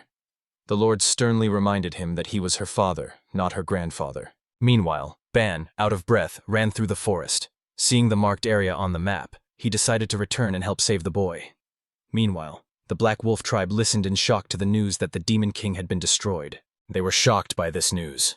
Seeing their shock, the boy decided to keep quiet about the Demon King being destroyed by slime. It turned out that the Black Wolf tribe had moved here a long time ago, escaping from the Black Demon King. They lived peacefully and had long since lost contact with the outside world. The elder drank tea with a sad look in her eyes. The young warriors asked where his friend Ban was. The boy replied that he didn't know. Perhaps he would return for help. He wasn't the type to abandon a comrade in trouble. This did not mean that the tribe was preparing for war. They were used to living peacefully. If a friend really brought allies, they were ready to negotiate. Obaba understood that if they did not untie the boy, he could bring trouble upon them. Now he asked permission to stay in the settlement. The woman agreed but made one request. She wanted him to become a mediator between their tribe and the people outside the forest. The boy was struck by this request. The old woman explained that it was high time for them to open up to the world, because they could no longer live in isolation. Since he understands their language and can speak to people, this is a great fortune for the tribe. There will be those in Thyasia who are interested in an alliance, so he decided to become their mediator. The elder was sincerely happy. Some of the tribe did not approve of Obaba's decision, but she stood her ground. There was no falsehood in the boy. He was sincere. She saw through him and believed that he could be trusted. He later learned that he had been unconscious for about an hour. The young beastman apologized, but the boy only reassured him and asked to take him on a tour of the village instead. Their dwellings were simple but sturdy, and their food was obtained by hunting in the mountains. Even in the mountains, the tribe was a skilled hunter. When the animals in the forest became too numerous, they would come out in whole packs and destroy the herds to provide the tribe with food. The warriors trained before the boy's eyes. Their speed and endurance were impressive. They were much stronger than the bandits, as they had experience in battles with the Demon King's troops. For the tribe, this was a normal daily activity. Suddenly, he heard a strange noise nearby. Moving a little further, The boy saw a group of children and asked the attendant what they were doing. The man sternly warned. It was dangerous to be there, because an unwanted child, considered cursed, lived there. A girl from the beast tribe with white, disheveled hair appeared before them. She looked defenseless and frightened, causing the boy to freeze in surprise. The children never left her home and laughed loudly, mocking her. The boy, realizing this, frowned. He saw how the little outcast endured mockery from her peers. He couldn't understand why the girl was being persecuted just because of her white hair, and why she was doomed to live in an abandoned hut far from the village. His guide, with a dubious smile, explained that she was considered an unwanted child because of her appearance. He dispersed the children, fearing their curse. The resounding laughter echoed for a long time between the houses. The boy was deeply saddened. He knew very well what it meant to be in this child's place. It painfully reminded him of his own past in Japan. Forcing himself to calm down, he decided to ask Obaba herself about the reasons for this attitude towards the white girl because he could not understand it. Meanwhile, panic broke out in the royal palace when it was learned that the black-haired youth had been captured by demi-humans. Kagru ordered a search for him but decided not to inform Ragdor. After all, it was a day off in Ilas, and Kagru sincerely hoped that nothing would happen to his acquaintance. Meanwhile, in the beastmen's settlement, the boy went to the dwelling, where a woman was waiting for him. During a tour of the village, he returned to the disturbing topic again and asked why one girl was called an unwanted child. The woman coldly explained. Her white hair is a sign of destruction. The tribe of black wolves should not give birth to children with such a sign, because it is a curse. Her mother died during childbirth, and her father did not return home after an encounter with a terrible beast. When the villagers abandoned the girl in the forest, the plants around her began to wither. The people decided that she was taking life and banished her, fearing that she would bring trouble upon the tribe. Her existence became a burden to them. She lived apart, isolated, because she was considered only a barrier against evil. For the tribe, this was the only way to use the cursed child. The boy was gloomy and silent and left the house in anger. Obaba remarked that it was night and he would not be safe outside the settlement. But the boy replied grimly that nothing would happen to him if he did not leave the village, for he wanted to check on the condition of the white girl. The woman just shrugged her shoulders indifferently. Soon he found the girl's dilapidated shack. A few knocked-down boards and torn cloth served as its roof. Seeing the stranger, the girl was frightened and hid. The boy tried to calm her gently, but she only trembled and retreated, full of fear. She curled up in a ball, making incomprehensible sounds. The young man realized that she did not understand him. He stared at the poor outcast in astonishment. The interpreter's spell should have worked, but the girl did not know the tribe's language. Her helpless sounds only confirmed that. There were heavy iron shackles on her leg. The boy realized with regret that the problem wasn't him, but that the girl simply hadn't learned any language. That's why he couldn't understand her. She trembled, sobbing softly. Her leg was mangled by the shackles. From birth, her life had been one of loneliness and fear. The boy watched as she tried to hide in her dirty shack, but the iron on her leg wouldn't let her. Her body was beating with a fever of panic. He couldn't understand why she had been treated so cruelly, and why she had been left to live in such terrible conditions. And the girl, covered in tears, looked at him with pleading eyes. The boy also started to cry. It was hard for him to watch this horror. He suddenly went up and hugged her. The white girl shuddered in surprise and even pushed him away with her foot. But he only said in despair that she was lonely and scared, and no one had the right to force her to live in such cruel isolation. The boy cried out in despair about the girl's feelings. She probably wanted to object to the tribe, but she couldn't ask for help because she was alone. She didn't understand his words and just looked at him in amazement. He believed it was abnormal for a child to stop crying. The world had dried up this white girl's tears, and it was hard for him to hold back his own. Looking resolutely at the confused girl, he realized she was not accepted by society, did not understand its language, did not know any other life. The traveler firmly decided to erase all her suffering and forget her terrible past with her. He promised himself that he would find a way to make sure that something like this never happened again. If he tried his best, he would be able to provide her with a future free of pain and fear, and he would be able to achieve the peaceful everyday life he had dreamed of. The black-haired youth sobbed, swearing that she would never again know mockery or humiliation.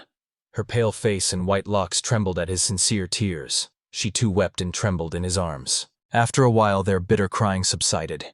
The boy calmed down, let go of the girl, and apologized for making her see him weak. But she only shook her head, indicating that everything was fine. And suddenly he realized with astonishment that she had begun to understand him. Not long ago she had not known a word of his, and now she was responding to his language. It stunned him. The boy stroked her head, and then he noticed that her hair began to glow. He froze, not believing his eyes. Her glow caught his full attention. He asked if she wanted to leave the settlement. The girl looked innocently, not fully understanding the question, but his eyes were waiting for an answer. But suddenly someone touched his shoulder and told him to calm down. The voice sounded familiar. It was Ban. However, his appearance, wrapped in cloth and with his face bandaged, frightened the boy. When the man removed the bandage, the young man breathed a sigh of relief. It was indeed his friend, alive and well. Ban said that he had already called for help. He had heard his screams and cries, so he decided to act. The boy felt ashamed at the thought of his friend seeing him in such a state. This clouded his mind for a moment, but Ban continued. The Kagru squad was waiting for them near the forest. They should flee. But the boy rejected that thought. His decision was final. He told Ban about the residents' desire to hold peace talks. But when he looked back at the white girl, she was gone. She had disappeared into her hiding place. Frightened by the appearance of the stranger, she hid in the hut, trembling all over and looking at them in horror through the cracks. The boy wanted to calm her down, but Ban distracted him with questions about the village. He suspected that there might be bandits there, but the young man began to explain the real situation. After listening to the story, Ban burst into tears from the realization of the truth. Then the boy asked him to fulfill one request, and Ban, wiping away his tears, rushed to fulfill it. Looking after him, the boy wondered. Perhaps his actions were taking him away from his peaceful dream. But in the end, he decided he would save this girl with his own hands. The blonde grabbed his clothes. Her gaze was pure and defenseless. So this time he is willing to give up his usual indifference for her sake. He firmly told the girl that he would definitely save her. He promised to give her freedom, to let her choose her own path. And staying calm was the only right choice for him right now. At this time in the kingdom of Ilas, she searched in vain for the boy in all the places he could be. He was nowhere to be found, and this depressed her. She was disappointed that she would not be able to complete the assignment. But a messenger from Ban approached her, exhausted from a long search. The girl understood. From him she would be able to learn about the boy. Hearing that the black-haired man had been captured by the demi-humans, Ilas froze in shock. Meanwhile, the young man was in the Black Wolf village and wanted to add a new condition to the negotiations. The tribe thought he was changing the agreement, but he explained that they would receive the products, but they would have to agree to a new condition. If they recognized equal conditions, everything would be settled quickly. Obaba knew that if they didn't, it could lead to conflict. But the young man explained, if they refused, there would simply be no supplies. Only by accepting one condition could they count on trust. This condition was unexpected: to release the unwanted child. The villagers were speechless with surprise, but Obaba calmed them down, reminding them that this was the first time he had mentioned it. The boy explained that both she and the village needed her freedom, but suddenly a beastman ran into the room and shouted, addressing Obaba. He reported that people with weapons had appeared at the entrance to the village. Everyone hurried out. Obaba and the residents cast alarmed glances at the boy, but he calmly assured, these are only knights who came for him. Negotiations should continue. And he also learned that the strongest warrior of the tribe intends to fight with the unwanted child. If the girl wins, she will gain freedom. The man was shocked, deciding that he was being sent to destroy the girl. But no one objected to her elimination, so the guy decided not to correct the mistake and let events continue.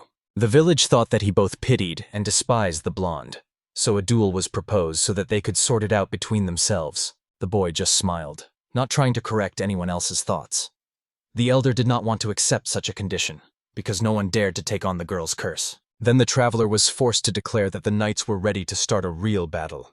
Kargu and Ragdor entered the square, clashing weapons right in front of the inhabitants. The battle raged, their blows so powerful that the air sent waves of air flying, forcing the villagers to take cover. Blades and hammers rang like thunder, and the earth trembled with the force. Kargu charged, but Ragdor slammed his hammer into the ground, halting the advance.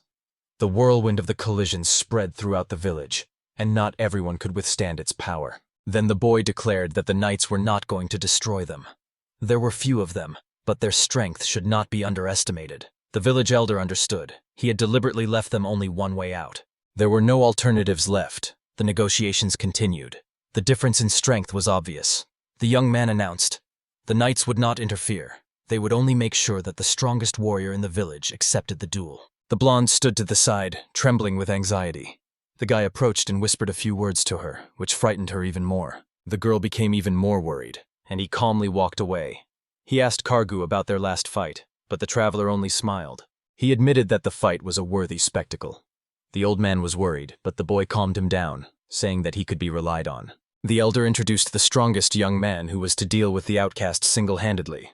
She thought the boy wanted to test her curse, but he only silently waited for the battle to begin. The elder ordered to prepare. The white girl stood with tears in her eyes, holding her sword, but fear held her back. Then the boy turned to the grandfather knight. Kargu raised his weapon and pointed it at the boy's throat, and the girl became even more desperate. The battle began. The young warrior rushed at the exile, but his sword shattered before it could strike. Everyone was stunned by shock. Just in time, the boy called out to the blonde. This was her moment. Despite her fear, she gathered herself, took a breath, and calmed down. The exile stood in a fighting stance, her fists clenched. She screamed through her tears and moved forward. Her blow was devastating. The strongest warrior in the village flew away like a doll and crashed into the wall of the house. The villagers were speechless. Their best fighter had lost to the one they considered cursed. Then the boy loudly declared, "It was time to hear the truth." He explained, "White hair and special eyes are not a curse, but a rare genetic trait, albinism. Only one child in 10,000 has its manifestations. And the death of parents could have happened to anyone. But people, fearing tragedies, invented the myth of the cursed child, and through their ignorance committed a sin." The boy understood that not everyone would believe his words. But this duel proved that the girl had value and strength. He stood with her in front of the stunned crowd. He then spoke of trees with light crowns, glowing from the magic of the soil. He pointed to the girl's shining hair as proof. The translation spell worked because of her power. The girl's magic had broken through and affected him. There was immense energy hidden within her. With a gloomy look, he reported, "This girl has a unique talent, similar to the hero who once defeated the Demon King. She is not cursed, but a child savior. Heaven has given the Black Wolves tribe hope." Some fell to their knees, realizing what they had done to the girl. The boy calmly announced that he was taking her as agreed, and they left the village. His speech stunned even the knights. His words sent shivers down their spines, but deep down, the boy was afraid that the peasants would still try to revolt. Fortunately, everything passed thanks to Ban. The boy admitted that he was far from the power of Ilas, and it was Ban who told him how to free the girl through her magic. The girl lost her fear and felt her own strength for the first time. This experience would become the foundation of her new life. This was good for the village as well. Belief in fiction and ignorance had chained them to the forest, but now they would be able to realize their guilt and correct their mistakes. The boy was a little annoyed when they started accusing him of not convincing everyone, but he himself understood that he still lacked experience. Suddenly, Kargu approached. The gray-haired knight wanted to talk to the girl, but she, frightened, hid behind the boy's back. Almost with tears, Kargu asked the boy to settle the misunderstanding between him and the blonde. Their joint appearance amazed everyone, so the girl was wary of the old knight. She had been too excited before, and her magic was felt on a completely different level. 10,000 villagers feared her. So right before the duel began, the boy whispered to her, if she lost the duel, he would die with her too. These words sent the girl into a panic, and when she saw Kargu point the gun at the boy's neck, fear darkened her heart even more. That was why, fearing the peasants, she clung to the boy as if he were her only hope. She was truly a wonderful child. The boy made no attempt to clear up the misunderstanding. His companion remained as innocent, though not as innocent as before. It was difficult for the boy to tell her the truth. He felt guilty, but he decided, when he got home, he would take good care of her. She should be clean, well-fed, and safe. And he wanted to talk to Ilas about the housing issue. But suddenly he froze in horror. Nearby stood a gloomy Ilas. An ominous aura emanated from her. A sinister smile played at the corners of her lips. Everyone around froze in panic. He remembered that the girl was supposed to have the day off, but since the search was taking too long, Ban was forced to call her. It turned out that when the knights learned that the boy was safe, they spent the night peacefully in the cave, and Ilas combed the forest all night in search of him. The news of this angered her even more, and she laughed out loud, which frightened everyone even more. Then Kargu literally pushed the boy towards her. He was shocked by his grandfather's actions, but gathered himself and apologized to Ilas, approaching her. He hugged her tightly, thanked her for her concern, and admitted that he knew how tired she was from her hopeless search. The girl waved it away, assuring her that she was not tired at all, but the knights only smiled, watching them. The traveler took the blame. He was sincerely glad that she was worried about him. Ilas blushed, embarrassed, but also glad that everything was fine with him. The knights sighed with relief. The matter was settled. If Ilas had been there from the beginning, everything would have been resolved faster. But Ban thought otherwise, and the boy would not agree either. Because if Ilas had intervened earlier, the situation would have only become more complicated. But upon hearing this, the girl frowned sharply. The boy felt embarrassed. Inside, he was already scolding himself. Ilas had barely calmed her down, but then his words struck her again. He realized he would have to withstand her strength, and the girl was already seething with anger. He tried to deny everything, but Ilas didn't believe him anymore. She grabbed his waist, and it hurt. The blonde girl watched it with tears in her eyes. Then Ilas hugged him even tighter, making him moan in pain. The boy couldn't stand it and fainted from one of her blows. That's what he was, a weakling in a strange world. Later, Ilas understood everything after listening to the explanation. The report was assigned to Karga and Bana, and she took the girl to the bathhouse. Soon a clean, well-groomed, and surprisingly beautiful girl appeared before the boy. He noted that she had become even more beautiful, even though she was afraid of Ilas. She threw herself at him, crying, and he couldn't stand her pressure and fell to the ground. It was not easy for Ilas because the girl refused to obey her, having seen her punish the boy before. First of all, the guy decided to take the blonde to Maya. On the way, Ilas said that he should take part in the award ceremony for helping to defeat the robbers. But the guy wanted to refuse, which disappointed the girl. She grabbed him, not letting him leave the house. Indignant, she demanded an explanation, but her iron embrace made the boy's shoulder hurt. Then Ilas became embarrassed and let him go. The boy explained that the ceremony was important only for knights.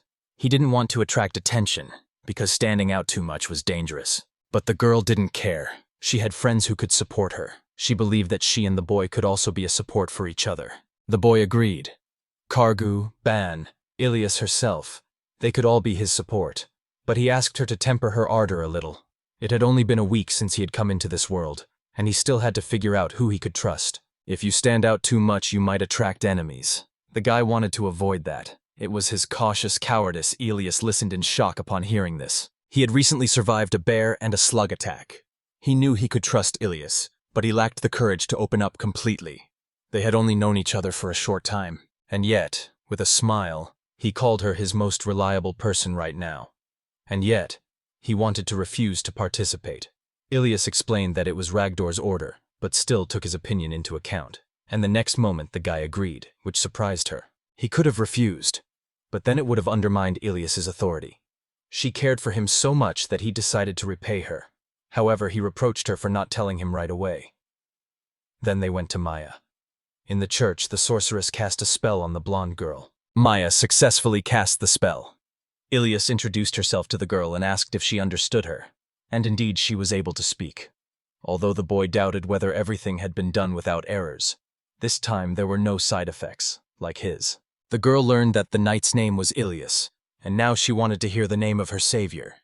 The boy wondered what name to let her say. He was hesitating over his options when Maya jokingly suggested calling him Beloved, but the guy pretended not to hear. To teach the girl to live independently, he decided to support and take responsibility. He said it would be better to call him Teacher. The girl thought for a while and settled on this option. The guy was comforted by such an appeal. Then he asked Maya to teach her to restrain magic, and he himself took up the issue of housing, clothing, and food. Then he called Syra. The girl immediately hugged the blonde with a touching smile. Ilas didn't like that he knew Syra's address, but the guy made up his mind. Friends always exchange contacts. The guy asked Syra to sew new clothes, because there was nothing for sale in the city for demi-humans. Syra happily agreed and ran to the workshop with enthusiasm. The next step was to teach the girl to speak and understand social rules. Thanks to Mai's spell, she understood the language, but it wasn't enough to be independent. She had to learn the letters, the laws of the world, and the customs. Mai began to explain, and the boy listened attentively, while Ilas was bored. Finally, Maya began to explain in detail, and Ilas practiced with nothing to do. But suddenly, Syra flew into the temple, carrying new clothes. The girl sewed everything surprisingly quickly. The boy was temporarily expelled from the temple, but later allowed back in. Everyone was amazed by Syra's skill. The girl was dressed in a light off-shoulder t-shirt, short shorts, and high boots. Everyone liked it, but the boy was embarrassed by the too open length, so Syra added fabric. Now he was pleased too. Ilas praised Syra, and she beamed with joy. Although the image seemed modern, the boy and Maya considered it not entirely appropriate for this world. So the boy asked her to create clothes for Ilas next time. He paid Syra generously, even though she was embarrassed to take such money. He explained, he pays not only for the fabric, but also for his talent. If his hands tremble from the large reward, he must improve his skills even more. Everyone agreed with his words. Sarah was sincerely happy with their praise. The guy also appreciated her talent. In a few hours, she created a complete look, including shoes and jewelry. After leaving the temple, they headed to a famous tavern. The blonde caught the aroma of food and ran inside enthusiastically. The owner noticed that the guy had brought a new beauty and brought drinks. Ilas noted that there were more visitors. The guy explained that now they had to come up with sweet dishes, but the girl grimaced. She didn't like fruit. Meanwhile, a plate was placed in front of the blonde. The guy showed her how to hold the spoon and how to taste. Even though her hands were shaking, she was still able to taste the dish. She liked the food and enthusiastically asked for more, making everyone smile. They left the tavern late in the evening. The boy joked that Ilas wasn't fighting this time. The girl got angry, and he explained the meaning of the word. He understood. This child still had a long way to learn. After all, without the basics of writing and words, she will not be able to become independent. The boy thought for a long time and turned to Ilas. He wanted to give the girl her real name. After all, in the village she was only called Cursed. Ilas wondered about the words black and white from his world, but they didn't fit. She also learned the word wolf. It sounded nice, but it was too harsh, so they changed it gently, and it turned out Ulf. The name is both strong and gentle. The boy solemnly announced that from now on her name would be Ulf. The girl repeated the name several times, smiling sincerely and joyfully. Everyone shared her happiness. He promised Ulfi that from now on, the house of Ilas would be her home too. The girl, with a gleam in her eye, rushed forward and, for the first time in many years, happily crossed the threshold of her own home. Meanwhile, the king learned of a tribe of half-humans within the borders of Ts, which no one suspected. He also heard that the boy had accepted an invitation to the ceremony. His figure was becoming a symbol for the country. Admiring the view from the window, the king jokingly admitted that his heart beats faster at the thought of meeting a charming aristocrat. Ragdo only reacted with restraint, and at that time the boy was already climbing the stairs. Ulfa's development was rapid. The boy took care of everything, although he did not know how far he should go.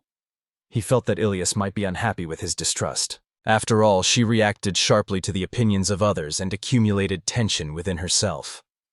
The guy understood. Her strength was unique, but she lacked straightforwardness. He pushed aside unnecessary thoughts. There were new challenges ahead after the oath, and this worried him.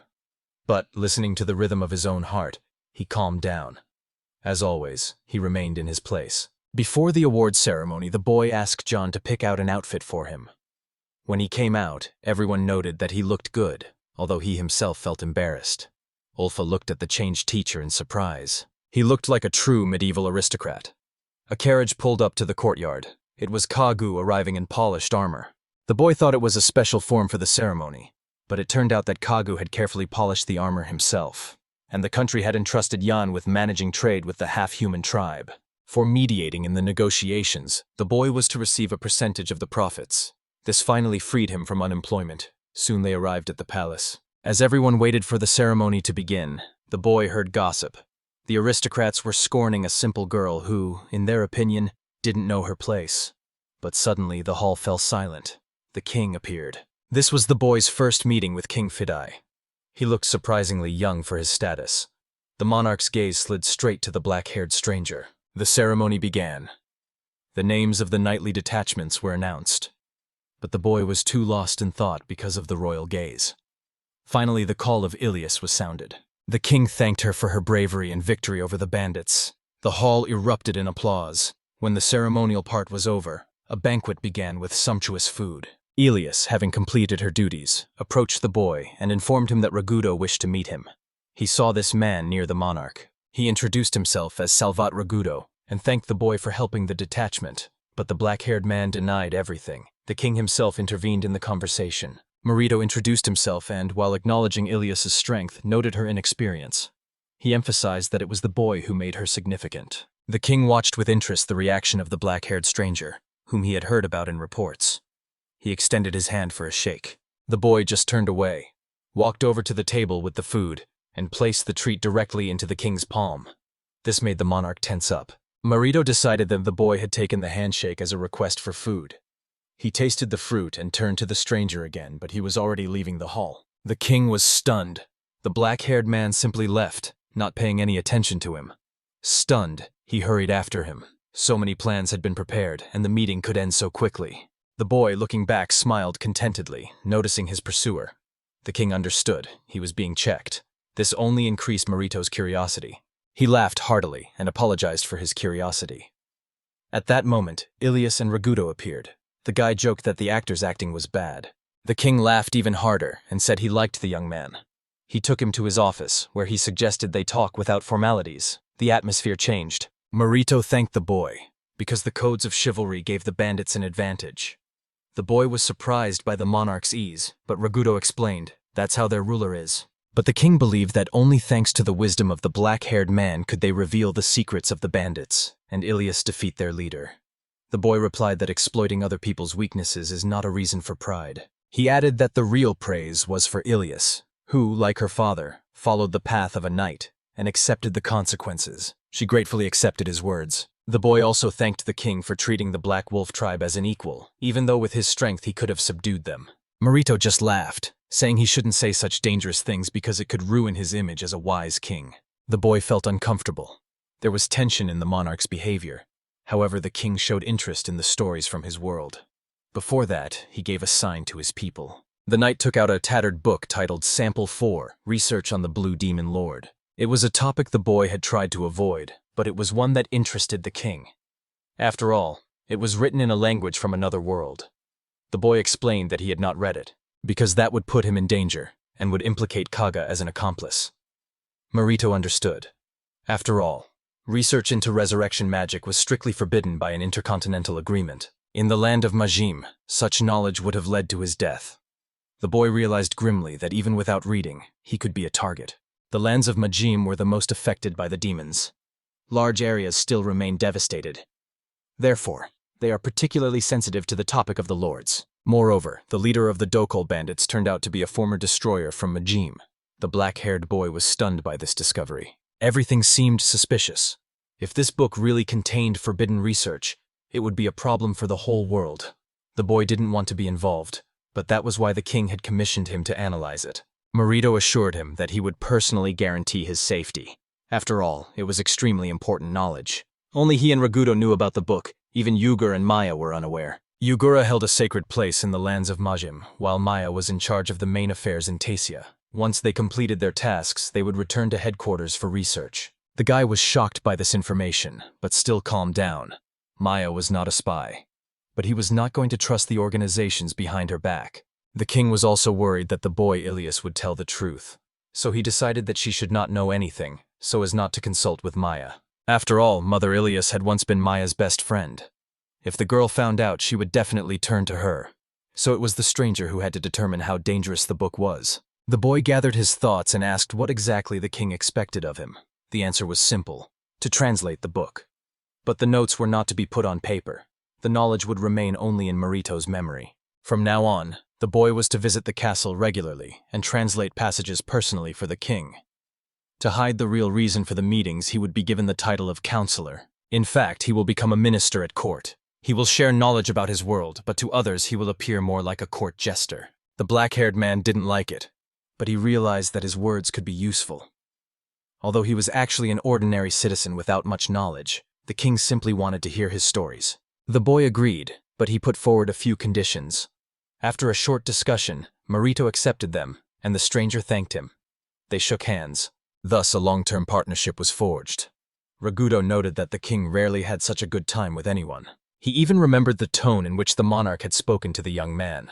Ragudo almost laughed, remembering that ease. The king decided that from now on, in private conversations, he would always speak to him informally. It would be his personal retreat. He even admitted to himself that he wanted this guy not only as an ally, but as a subject. With that thought, he raised his glass. Meanwhile, Ilas returned home and froze on the doorstep. The boy and Ulfa were waiting for her, and the table was set. They were thanking her for her work by throwing a small celebration. Although the main events of the day took place in the palace, at home Ilas became the main character.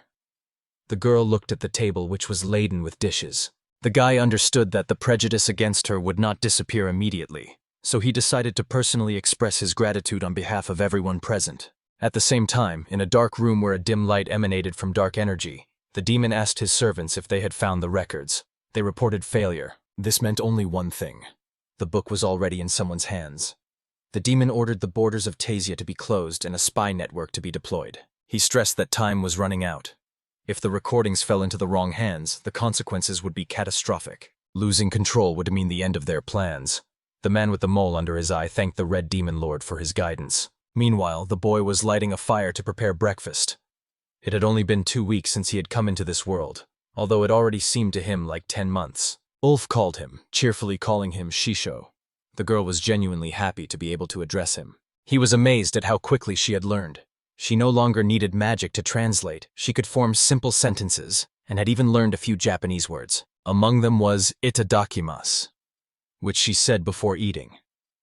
The boy himself still relied on Maya's magic, as he was unable to learn the language of the world. They were joined by the sleepy Ilas, who even wore armor at home. The guy advised her to pay more attention to her appearance. She walked around sullenly, not believing she knew how to smile sincerely. But when she saw his smile, she was confused. Eventually they went outside. Ulf was already getting used to the wary looks of the townspeople. If she gained confidence, she could become respected among the demi-humans. Meanwhile, the country officially announced the recognition of the half-human tribe on its territory, and the boy began to see black wolves in the city more and more often.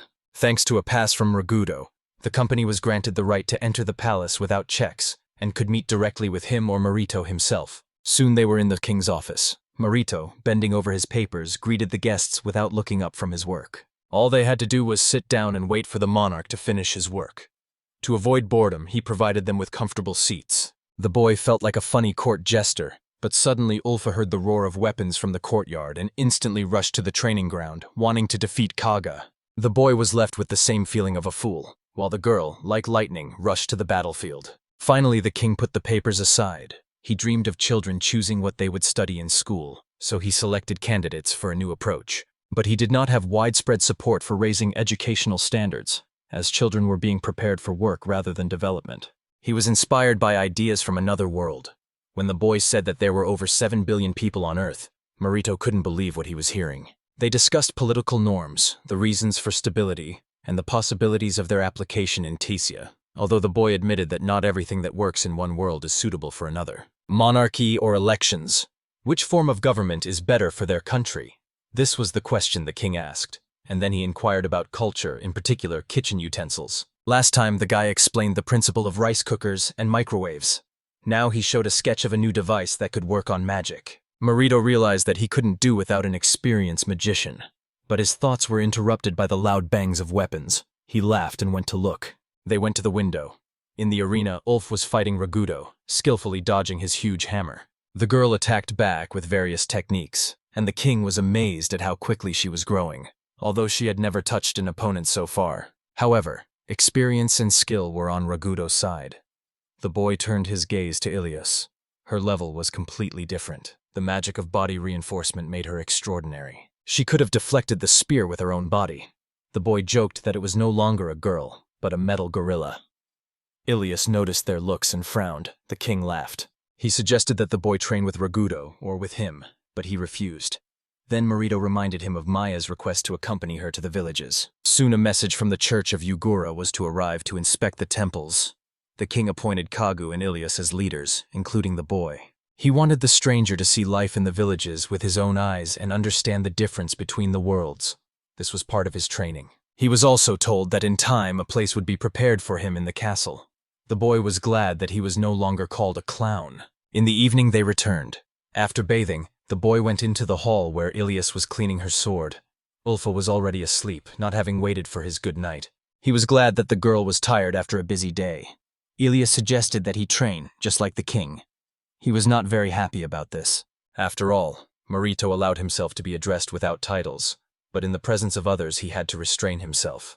The boy changed the subject and announced that he had been offered to live closer to the castle. Ilas frowned for a moment, but hid it. But the boy immediately added that he refused and wanted to stay in this house. He asked permission and explained, firstly, because of Ulf, who had become attached to Ilas, and secondly, he himself was not yet accustomed to this world. It was difficult for him to fully accept the new country. Ilas froze in amazement, and a tense silence filled the room. The boy left, not wanting to continue, and stopped Ilas, who wanted to ask more questions. She, blushing, tried to calm herself with the thought that he wanted to rely on her. Locked in his room, the boy felt ashamed. He had used Ulf as an excuse, but he still thought that life next to Ilas wasn't so bad. Despite his adult appearance, he remained immature and dependent on others. As in Japan, he should have lived independently, but his heart trembled at the new dangers. He tried to console himself with the thought that this was an experience, but deep down he knew. Ilas already played a huge role in his life. She gave him shelter and support, which he could not repay due to his own immaturity. Comparing this world to his own, the boy realized that there were fewer amenities here, but there were also advantages.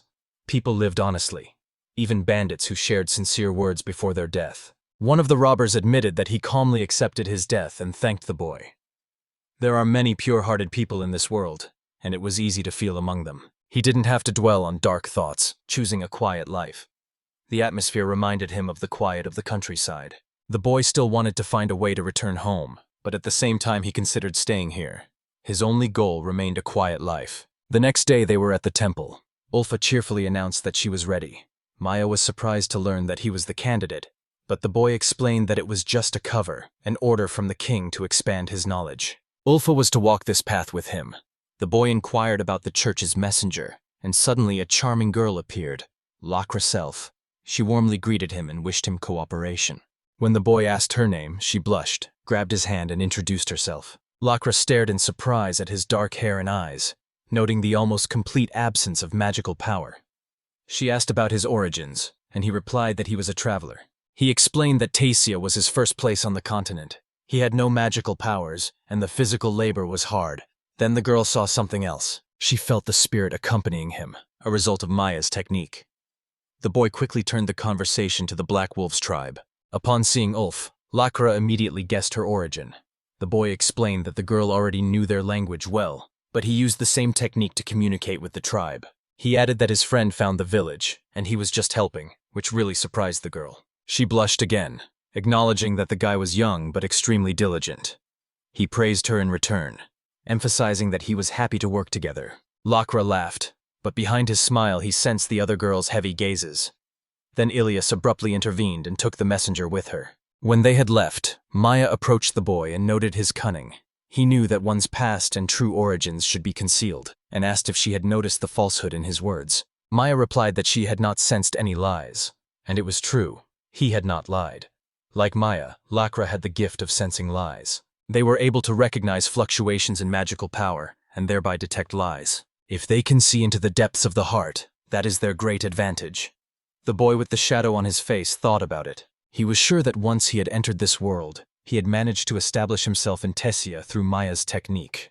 By using careful phrasing, he could even trick the lie-detecting ability. Maya felt that the guy always prepared answers in advance. He hid even small secrets so as not to arouse suspicion when he used this technique. To change the subject, the guy said that he had said the words about Lakra's beauty from the bottom of his heart. Maya frowned. Soon they were driving the cart away from the capital. Ulfa sat on the roof, enjoying the warm wind, and Kagu held the reins. Inside, they were discussing the map.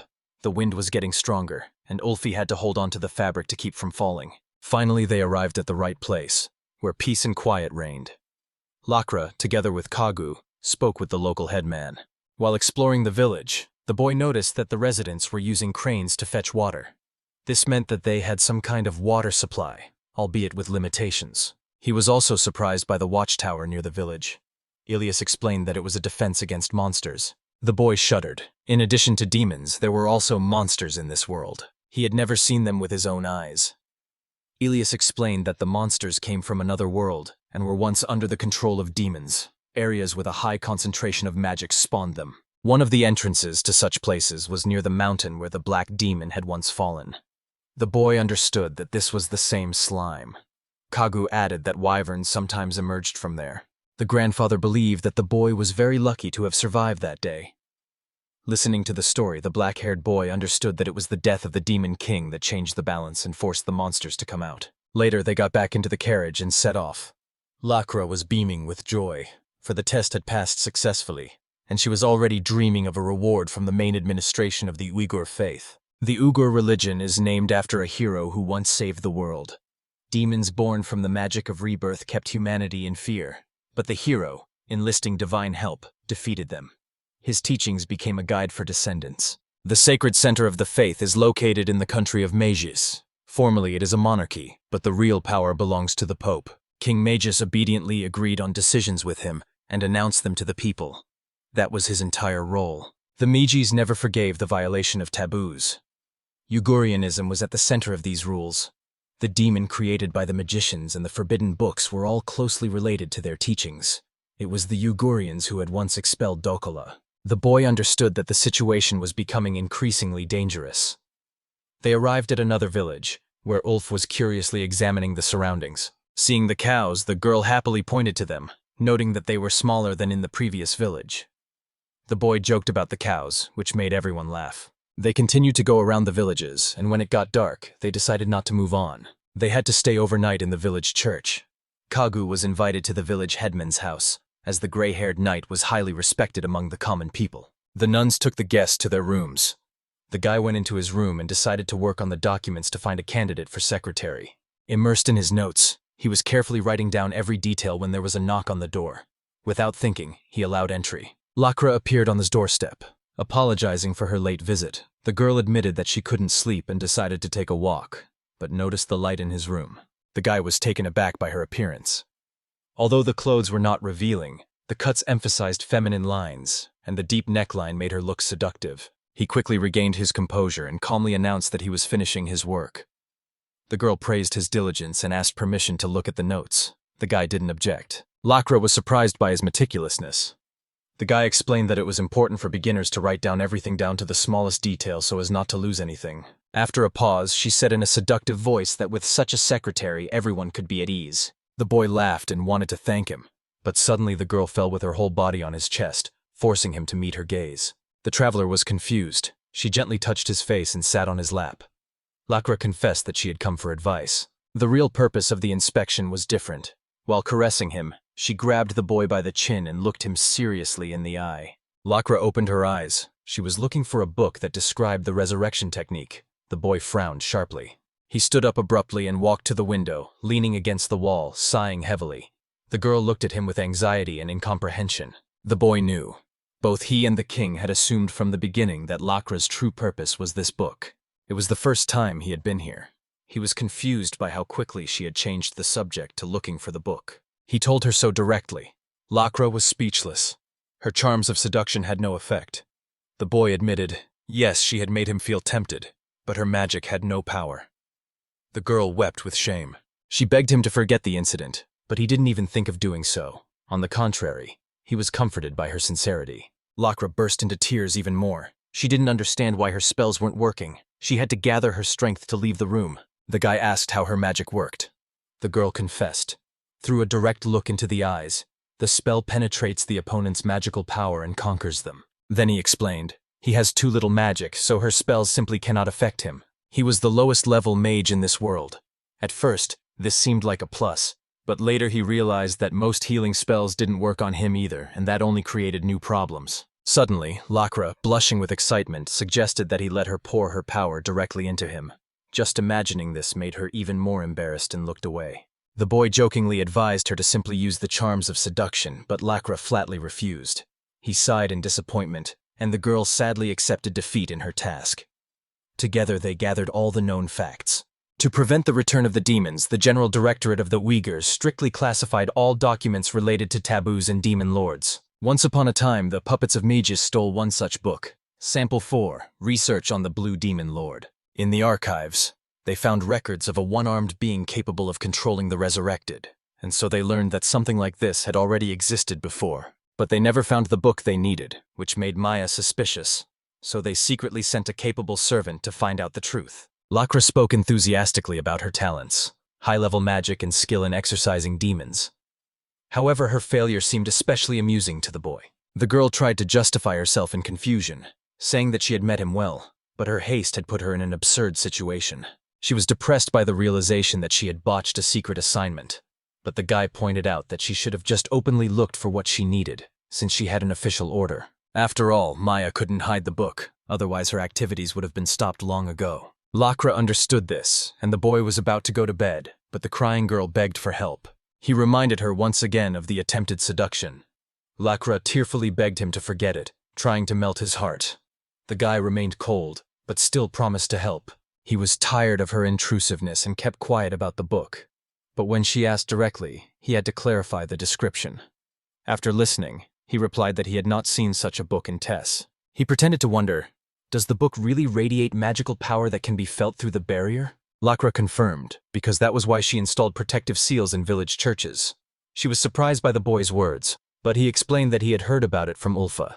However, the girl did not see the threat. If the barrier collides with the book, a resonance occurs, and she will feel it even from afar.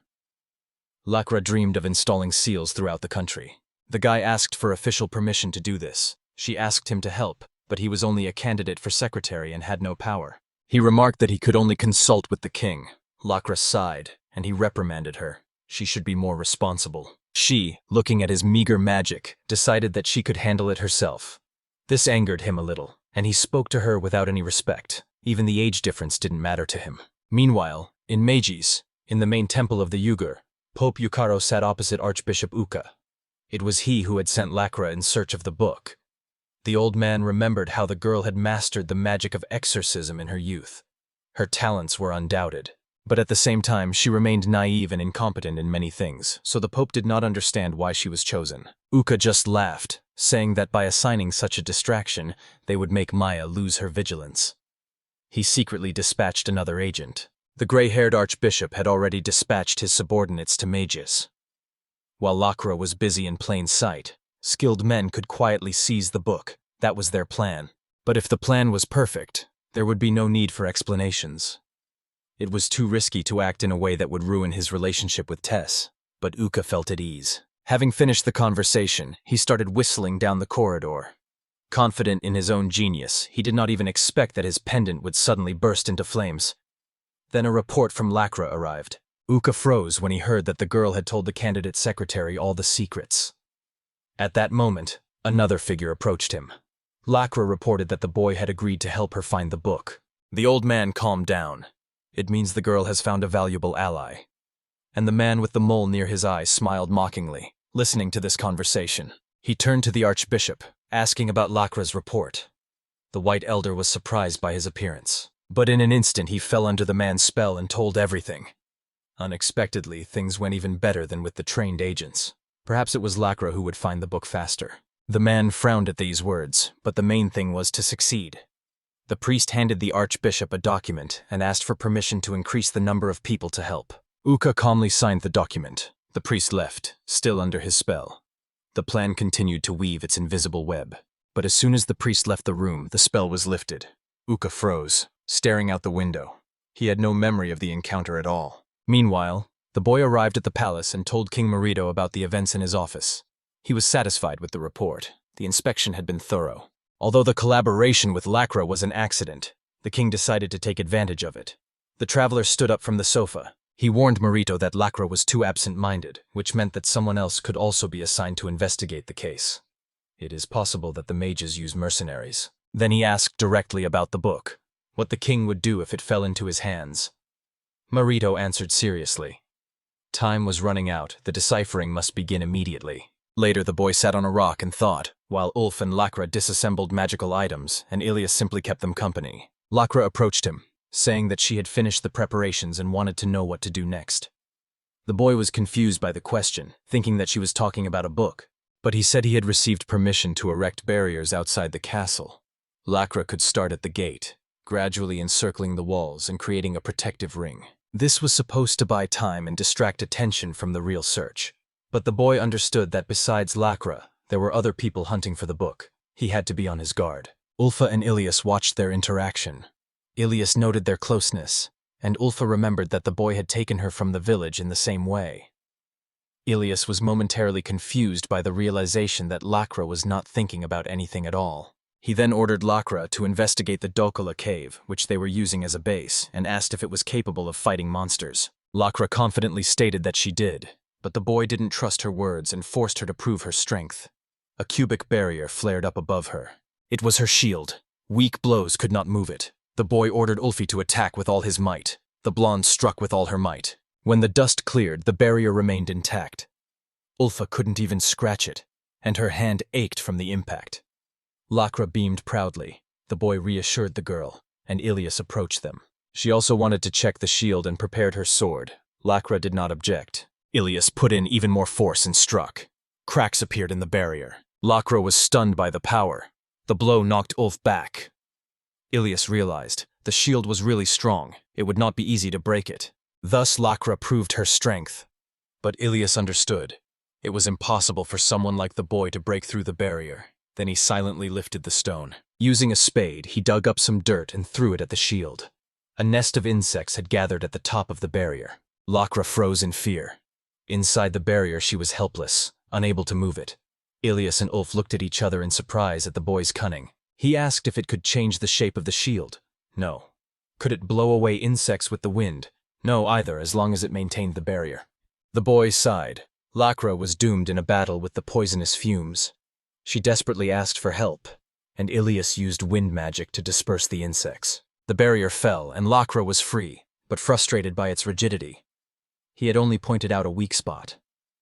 Ilas and Ulfa shuddered at his cold words. A hooded man was walking down a dark alley at night. He touched a wall, passed through it, and found himself in a simple room. There he activated the magic ball. It was time for the report. He informed the master that Lakra, together with the black-haired man, had set up barriers near the castle and were conducting an investigation. The ruler understood. The girl had found a loyal ally. The man was waiting for orders, and the priest with a mole under his eye demanded details. He reported the strange appearance of his partner. Black hair, dark eyes, and a complete lack of magical energy. The priest became wary. His appearance resembled a demon. He also reported his closeness to Ilas. The abbot ordered caution and sent reinforcements. The subordinate accepted the order. A long-haired priest stood in the office, his hand on the ball. He was contemplating his next steps. Meanwhile, in Medjish, the Pope sternly rebuked the archbishop. When cooperating with another country, all the reasons and circumstances should have been explained. Their actions could have spoiled relations with Tesse. So the Pope ordered Uka to contact King Fius and recall the mercenaries he had sent. The archbishop accepted these instructions without question. Luca was supposed to convey the order to Lakra and the mercenaries, but at the mention of them, he suddenly realized that he didn't even know their names. Suddenly, he was called out. Uka was delighted to see his old friend, but the man did not want to listen to the old man's speeches. In a gloomy voice, he again subdued the archbishop with his charms, ordering him to give him the problem with the mercenaries and to focus only on Lakra himself. Meanwhile, in the capital, the boy was walking down a narrow alley when he met an acquaintance. He greeted Hudson with a smile, the old man not surprised by his appearance. Hudson had no home in Tessa. He was homeless, and that's why he knew all the affairs of the city. The guy wanted to know about the appearance of the strangers. By treating the old man to a drink, one could obtain valuable information. Hudson reported that the city was calm, and there had been no changes, thanking him for the delicious drink. The boy sat down next to him and warned him about the dangerous newcomers. But the old man didn't believe him. The traveler didn't want Hudson to get into trouble, so he gave him a coin. The man willingly accepted the payment, packed his things, and was satisfied. He was ready to listen to his chatter until the money ran out. The boy asked him about his wishes. The old man admitted that he was farming thanks to his money and hoped to share the harvest if he was generous. It made the boy smile. He had been waiting for that day. Gadsden said goodbye and left, and in the morning an urgent message came from Lakra. She demanded to explain all the circumstances to the king in order to enlist his support in the search for the book. The young man immediately went to Marito for advice, but the king only laughed. Lakra had told everything without any embellishment. Her naivety was obvious. Later, the boy and Marito entered the hall, where Raguto was waiting for them. He gave them special costumes. The king understood that the Pope would be shocked if he found out, and it could ruin relations between the countries. They began to dress. There was no time for delay. They planned to return the book in the future, passing it off as a find in the treasury. Opening the door with the magic key, they entered. Inside was a room with a magic circle on the ceiling, a forbidden book on the table. This space was created so that its power would not leave any traces. The king believed that the boy would be able to decipher the notes overnight. The boy agreed, saying he didn't want to hear any more complaints from Marito. They set to work, but the contents of the book did not please them at all. During a short break, the boy realized that this book was a disaster for the world. The hieroglyphs and notes were ancient and difficult to read. The demon lord had lived over 500 years ago. The writings did not match the times, and there were gaps between the worlds. The main problem was the content. The mages didn't even know what was hidden in the book. If they could decipher it, the entire religion of Uyghur would focus its efforts on its return. The boy suggested returning the book and pretending they were of no use. The king agreed, but Raguto opposed it. The boy just sighed. The book contained information that could bring disaster to people, and suddenly he came across a terrible discovery. He informed Marito of what he had found. If the Jugarians had found out, they would have destroyed this text long ago. And then the boy read the passage in a gloomy voice. Marito and Raguto were speechless with shock, stunned by what they heard. Outside the window, the night shone under the light of 2 moons. Meanwhile, Hudson wandered the streets, enjoying the drink he had been given. He marveled at the boy who always treated him like an equal. But suddenly he heard a strange sound. Curious, he stopped and listened. The old man remembered that the owner of this house had been gone for a long time, so the noise meant a break-in. He wanted to scare the thieves away with a shout, but he remembered the boy's warning about dangerous people in time. However, he didn't have time to leave. He was attacked. The priest's henchmen finished the job in annoyance, but they didn't pay any attention to it. A homeless man was of no importance to anyone. To cover their tracks, they pretended it was an accident and left the house. Meanwhile, no one in the palace wanted to hear about the contents of the book. The king turned away, and Raguto trembled with fear and panic. The boy thought it was a dangerous idea to return the book. Marito suggested informing the Jugur clergy about the decryption, but that meant a death sentence. He could be removed in an instant. The king justified himself by saying that he had to take care of the future of the people of Tess, and it was the boy who should do it. But he flatly refused. Over a cup of tea, everyone thought about it. No one wanted to keep a forbidden thing with them. The boy realized with regret that he had gotten himself into a dangerous business. It would be good if the contents of the book turned out to be fiction. He turned the conversation to mercenaries and the origin of the book. They were investigating her story, but for the boy's safety, Marito could not name those involved. But the traveler didn't care. Under torture, he would tell them anyway. It was impossible to hide the fact that he already knew the contents of the book. The thought of using oblivion magic arose, but the boy lacked the energy for such a spell. The only thing he could find out was who exactly those mercenaries were. The king assured him that he trusted him, but the boy did not want to trust someone who was ready to hand him over to the enemy. Marito promised to introduce him to a mercenary. It turned out that he was already standing behind him. The boy didn't even notice him until he touched his shoulder. The traveler wanted to look back, but the king's shout stopped him. He should not have seen the mercenary's face. This unexpected appearance frightened him. The mercenary was a shadow that protected the king. With the help of magic, he hid his presence and was always there. Marito felt completely safe. The guy guessed that he could be declared dead in battle and then secretly appointed as a personal bodyguard. The mercenary calmly agreed to this. In fact, he had always watched the boy himself, so he knew he could be trusted. Back at the banquet, when he had defiantly confused the king, the guard had barely restrained himself from killing him.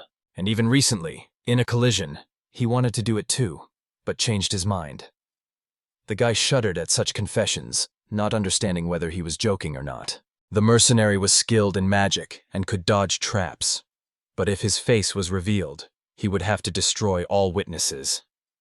The boy silently listened to the eerie rules of their world. Marito calmly sipped his tea, watching the boy's dark face after this conversation. Leaving the palace, the traveler met the dawn.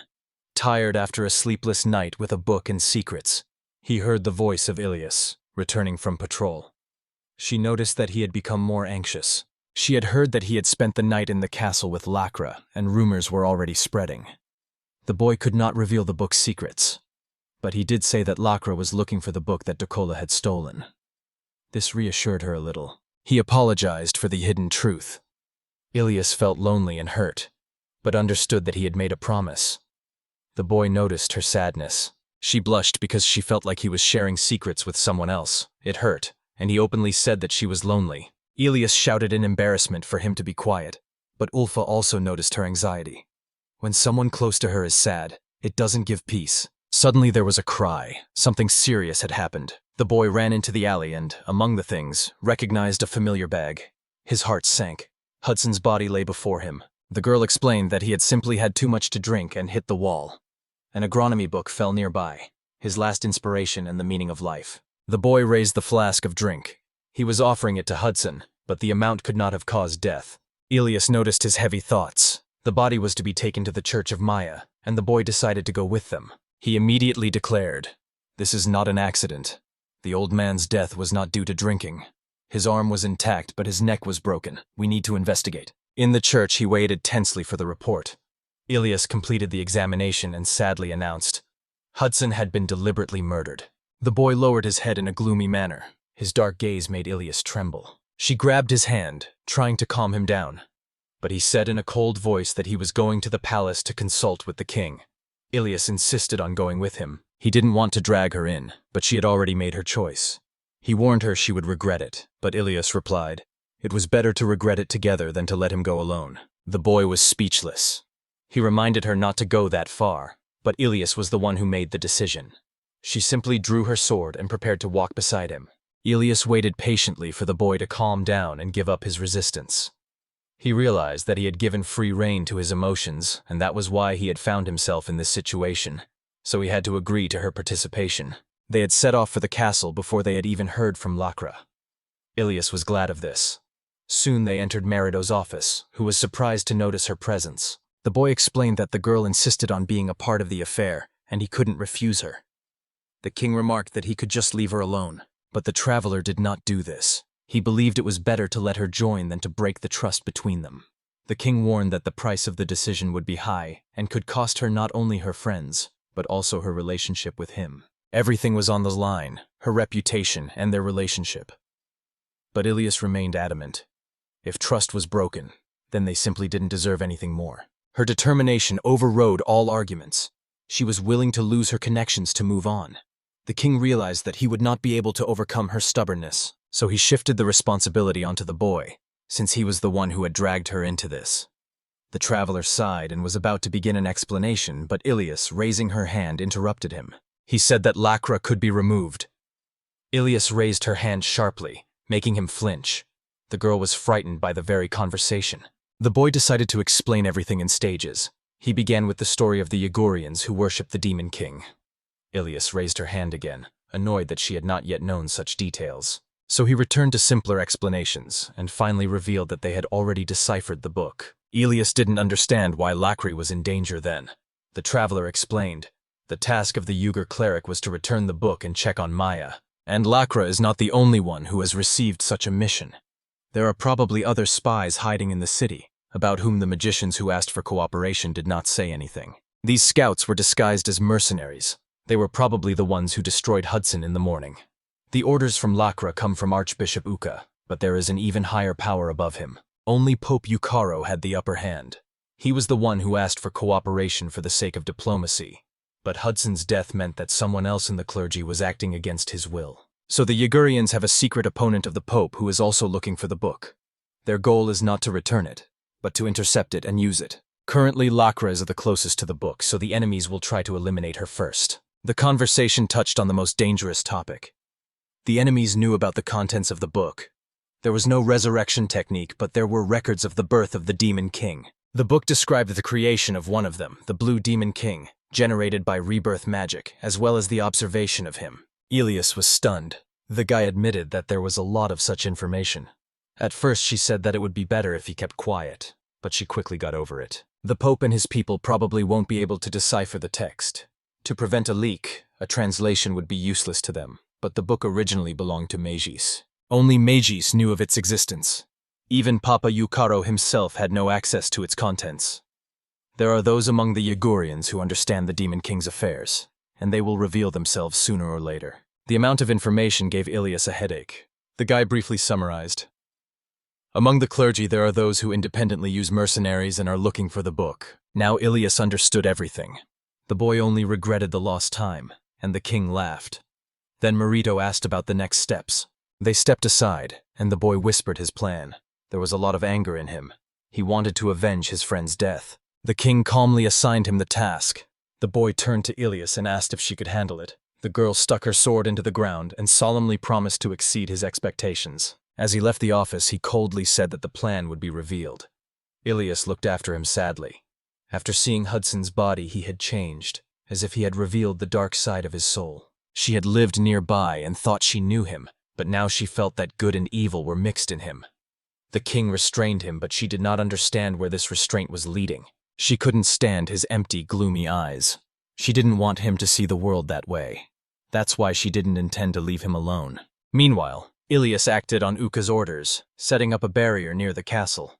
The magic didn't go as planned, but Lakra was still pleased. Suddenly a boy appeared and called Lakra. He said that he knew where the book was. It was in the castle. At first the girl was confused, but then she remembered her task and shuddered with realization. Lakra was glad that the book had been found. She did not doubt his words. But the boy explained that it was written in a language not of this world, and that it described the technique of resurrection.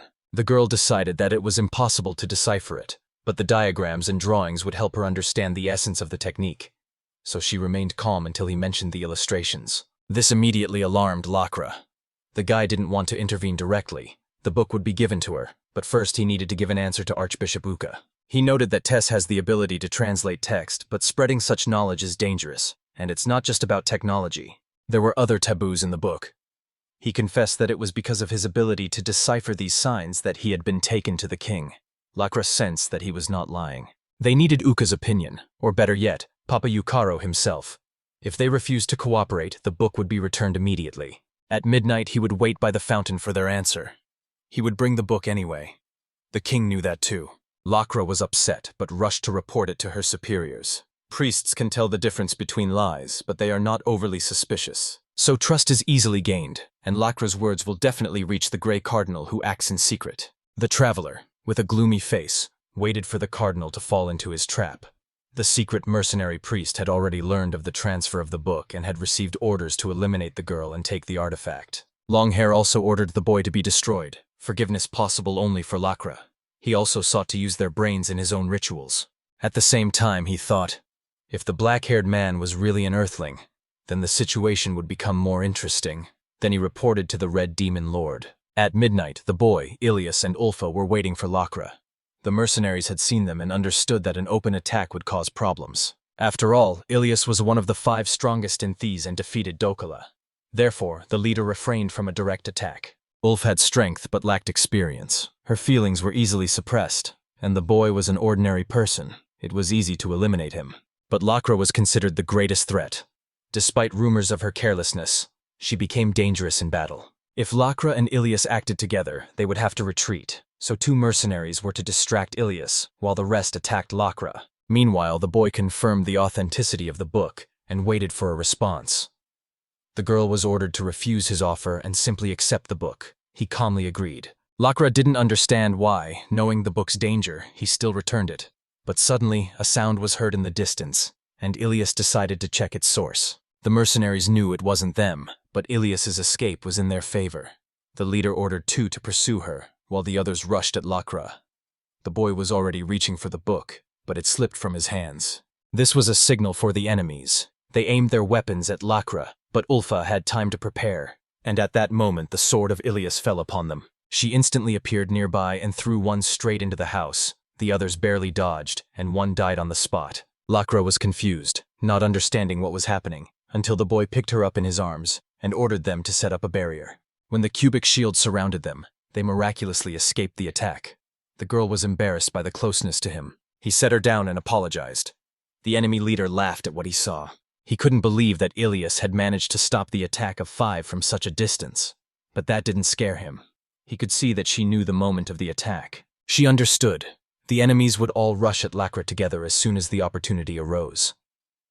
The boy looked at her confidence, and the leader ironically praised their plan, but he still needed the resurrection technique. The boy realized that these were mercenaries from Magis. Lakra couldn't believe that her own people were trying to destroy her. Then the traveler explained. Someone was working in the shadows, and it was he who sent the killers. Lakra was shocked, having no idea who it could be. Ilas stood up again. She thought there were 3 enemies left, but suddenly a 4th one stood up. This irritated her. She had hit too hard, but still hadn't destroyed them completely. The mercenary leader decided that their situation was not bad. Lakra was locked in its own barrier, so they focused all their forces on Ilas and Ulf. Ilas didn't believe the 3 of them could hold her back, but the leader used stealth attacks. A flurry of blows rained down on the girl, and she parried them with lightning speed. Ilas realized that the enemies were using escape magic, and immediately new blows fell on Lakra's barrier. But she strengthened her defense, because without it the boy would have died instantly. The attacks continued. Ulfa dodged, but her poor eyesight hindered her. Lakra was horrified to see the poison on the blades, but the boy remained calm. The grim expression on his face frightened Lakra, so he relaxed, smiled, and gently told her to calm down. Ulf, exhausted from the fighting, pretended to surrender. But suddenly she began to concentrate her magic, creating a powerful aura around her. The mercenary was stunned, feeling the girl's strength. Ulfa shouted defiantly that she would use the technique her master had taught her. She raised her hands, and her opponent thought it was a palm strike. However, instead, the girl simply clapped her hands loudly. The explosion of the magic wave threw the mercenary far back. Lakra watched in amazement, while the boy maintained his cold composure. In fact, it was not a reception, but an ordinary clapping, into which Ulf invested an incredible flow of strength. Once, while listening to Maya's lecture on controlling magic, the girl accidentally tried to kill a mosquito, and it was then that this technique was born. The result was stunning. Even though it didn't do any harm, it scared everyone at the time. Even Ilas was momentarily stunned, realizing that it would have stopped a normal person's heart. As the mercenary recovered from the shock, Ulfa rushed at him. He trembled, trying to stop her, but the girl was already flying into the air. She turned in the sky and shouted that victory would be hers, landing a powerful kick on her enemy. The enemy's body fell face down, and Ulf, landing, clenched her fists in joy and declared her victory. One of the assassins, in despair, asked how they could lose to such a nothing. Ilas pointed her sword at him and coldly asked if he had really called Ulf a nothing. She said that the girl was like a rough diamond, but within a month of training she had shown unprecedented strength. The mercenary fired an arrow and grimly said that maybe she would become scary someday, but not now. Ilas repelled all the attacks and declared that it was boring. She focused, promising to finish him off quickly. He only realized the danger when the girl appeared behind him and delivered a fatal blow. The body was cut in half, and Ilas triumphantly said that even if he blinded her, he would not be able to hide his presence. The other mercenary realized that she was only testing their strength, and a cold fear gripped him. Ilas boldly added that they were all weaker than Dola. The assassin agreed, admitting that although he was a traitor, he was an exceptional warrior. He understood. There were few chances. He had to distract her and capture the others. The main goal remained the book in Lakra's hands. But suddenly he noticed the tired Ulf. This was his chance to take her hostage. He lunged at Ilas with a dagger, but it turned out to be a deception. A smoke bomb exploded behind her. Ilas closed her airway and warned everyone that it was a smokescreen. Meanwhile, the killer had already passed her and grabbed the book. He was bragging maliciously about their stupidity, but suddenly a blow fell from above, cutting off his arm. Another powerful blow struck him in the head, and he fell, covered in blood. His gaze fell on the spear stuck in the ground. Confused, he began to look for where the blow had come from, and finally noticed a silhouette on the roof of the house. There stood Kagu's grandfather, stern and majestic. The mercenary realized that things were bad and shouted to his subordinate to rush to help. But before he can shout to his friends, his body is cut in half by a figure that has appeared from the shadows. It is Salvet Ragudo himself, formidable and ruthless. The leader of the assassins, drawing his spear, acknowledges those present. The god of the spear and the strongest knight of the night, Thes. He looks at the hero with a crazy smile, asking if this was his doing. The guy stands up with his pockets in his hands and coldly says that this is the most effective way to tame people like him. The leader admits defeat, because if they had appeared at the beginning, he would not have dared to enter the battle. The hero dully replies that this is why they came late, so that the enemy would think they had a chance. He lays out his plan.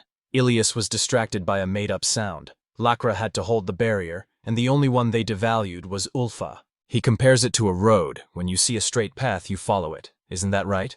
The leader whispers in amazement how much the hero wants them dead. The guy with an icy face replies, "They killed a tramp, so this is payback." The leader trembles, asking if it's all because of this. The hero says with cold certainty, "Yes, that's exactly why they'll all die," and demands the name of the murderer. The mercenary mockingly says that the one who lost to the she-wolf at the beginning did it. But the hero does not succumb to provocation. He firmly declares that he has understood. It was the leader who hid his death. His gaze becomes even darker, making the enemy tremble. The hero notices his scary eyes with horror, and asks if he is sure he is on the right side. The hero coldly replies, he has never killed anyone before. The leader nervously gives up, but he has people who can kill for him, and immediately throws a smoke bomb, running away with the words that it's even worse this way. "Will I really let you escape?" Ilas angrily shouts and pierces the enemy with his sword. He spits blood, but, having lost his hand, still escapes and thanks them for this gift. Ragudo says thoughtfully that he slipped away. No one moves until suddenly Lakra cries out. She screams in panic. The book is gone. She grabs the hero by the shoulders, demanding an answer. He only says coldly, an unpleasant nuisance. The girl freezes and accuses him of lying. The hero smiles ominously, not denying it, and this scares her even more. Meanwhile, the fugitive, clutching his bloodied bandage, thinks about retreating. He has the book, but there is no victory. But suddenly the dagger in his hand resonates with the book.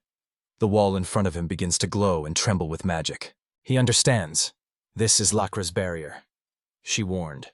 The book's touch to the barrier will cause a resonance that she will feel from afar. But he doesn't panic. She'll know he's here, but he'll have time to climb over the wall and disappear. He climbs the wall with one hand holding the dagger, but feels the weight of the wound. Suddenly, something makes him look around sharply. A blow to the jaw pierces the wall with him. A hero emerges from the ruins, calling the result of the blow a cannon shot. It was Ilas. He recalls, as soon as the book responded to the barrier, he ordered Ilas to hit it with full force. Even Marito supported this plan, laughing. At first, he thought it would be Grandpa Kagu. His sniper accuracy was legendary. But the old man admitted that it would be difficult to get it from that distance. Then Ilyas's hand fell on his shoulder, saying, "Don't worry, leave it to me." He only called her a gorilla with a muscular brain and saw the body of an enemy in the ruins. The hero examined the dead mercenary and pulled out an undamaged book, thanks to Ragudo's hardening magic. But suddenly he noticed a strange ball ahead. Returning to the castle, he placed it on the table next to the book. The hero sat across from Marito and Lakra demanded an explanation. He just squinted his eyes and asked them to wait. The answer would come by itself. Everyone froze in anticipation, while Ulf slept peacefully outside the door. The ball lit up, and a voice came from it, ordering Haid, the defeated assassin, to report. The hero coldly confirmed. "So his name is Haid." An ominous laugh came from the ball. The stranger flinched at the strange voice, but a moment later his lips spread in a smile, asking with whom he had the honor of speaking. The hero, smiling ominously, replied, "He is the one he ordered to be killed. Nice to meet you." The man in the church robes calmly noted that he understood. Heyday had been defeated, and if the hero was waiting for his message, then he probably wanted to get something from him. Lakra wanted to say something, but Ragudo stopped her with a gesture. The hero continued, deciding to take the opportunity to speak directly. The customer explained. He asked for the head to be brought to him, because even from a dead person he could extract the necessary information. His palm rested on the sphere. The hero muttered that this was a strange hobby, but agreed to get to the point. His first question was what his interlocutor's name was. After a pause, he replied, "Call me Lahit." The hero nodded at Lakra, but she only shook her head. She had never heard that name before. The guy calmly replied that he was glad to meet him, and invited him to ask questions as well. Lahit mockingly clarified, "Is everything that simple? Then does the hero still have questions? For example, who he really is?" The hero smiled defiantly, calling him nothing more than the demon's underdog. Lahit froze for a moment, but still asked with a smile how he had come to such a conclusion. The hero coldly declared he had deciphered the book, and everything became obvious. Lahit pretended to be interested. What was in there? But the boy interrupted his game. There was no point in pretending to be a fool. He is sure that Lahit knows the meaning, and that is why he tried to kill him. Lahit refused, saying that he only wanted to kill on a whim. Ilas, Lakra, and Marito watched this with disgust and disbelief. The hero pressed further. Wouldn't it be a problem if his ties to the demon lord were revealed, or if he himself dreamed of becoming a demon? Lahit began to make some confused excuses, but the hero abruptly interrupted him, saying that he lacked confidence, so he should keep his cool. Everyone froze. The hero himself gave the answer. The book describes the observation of the Blue Demon Lord after his exile. A once simple human used the magic of rebirth to transform him into a demon. She kept a record of all the events. The records include an analysis of the talents, abilities, and even lifestyles of people who were being trained to become demon lords. This author himself caused their deaths, and then bestowed power.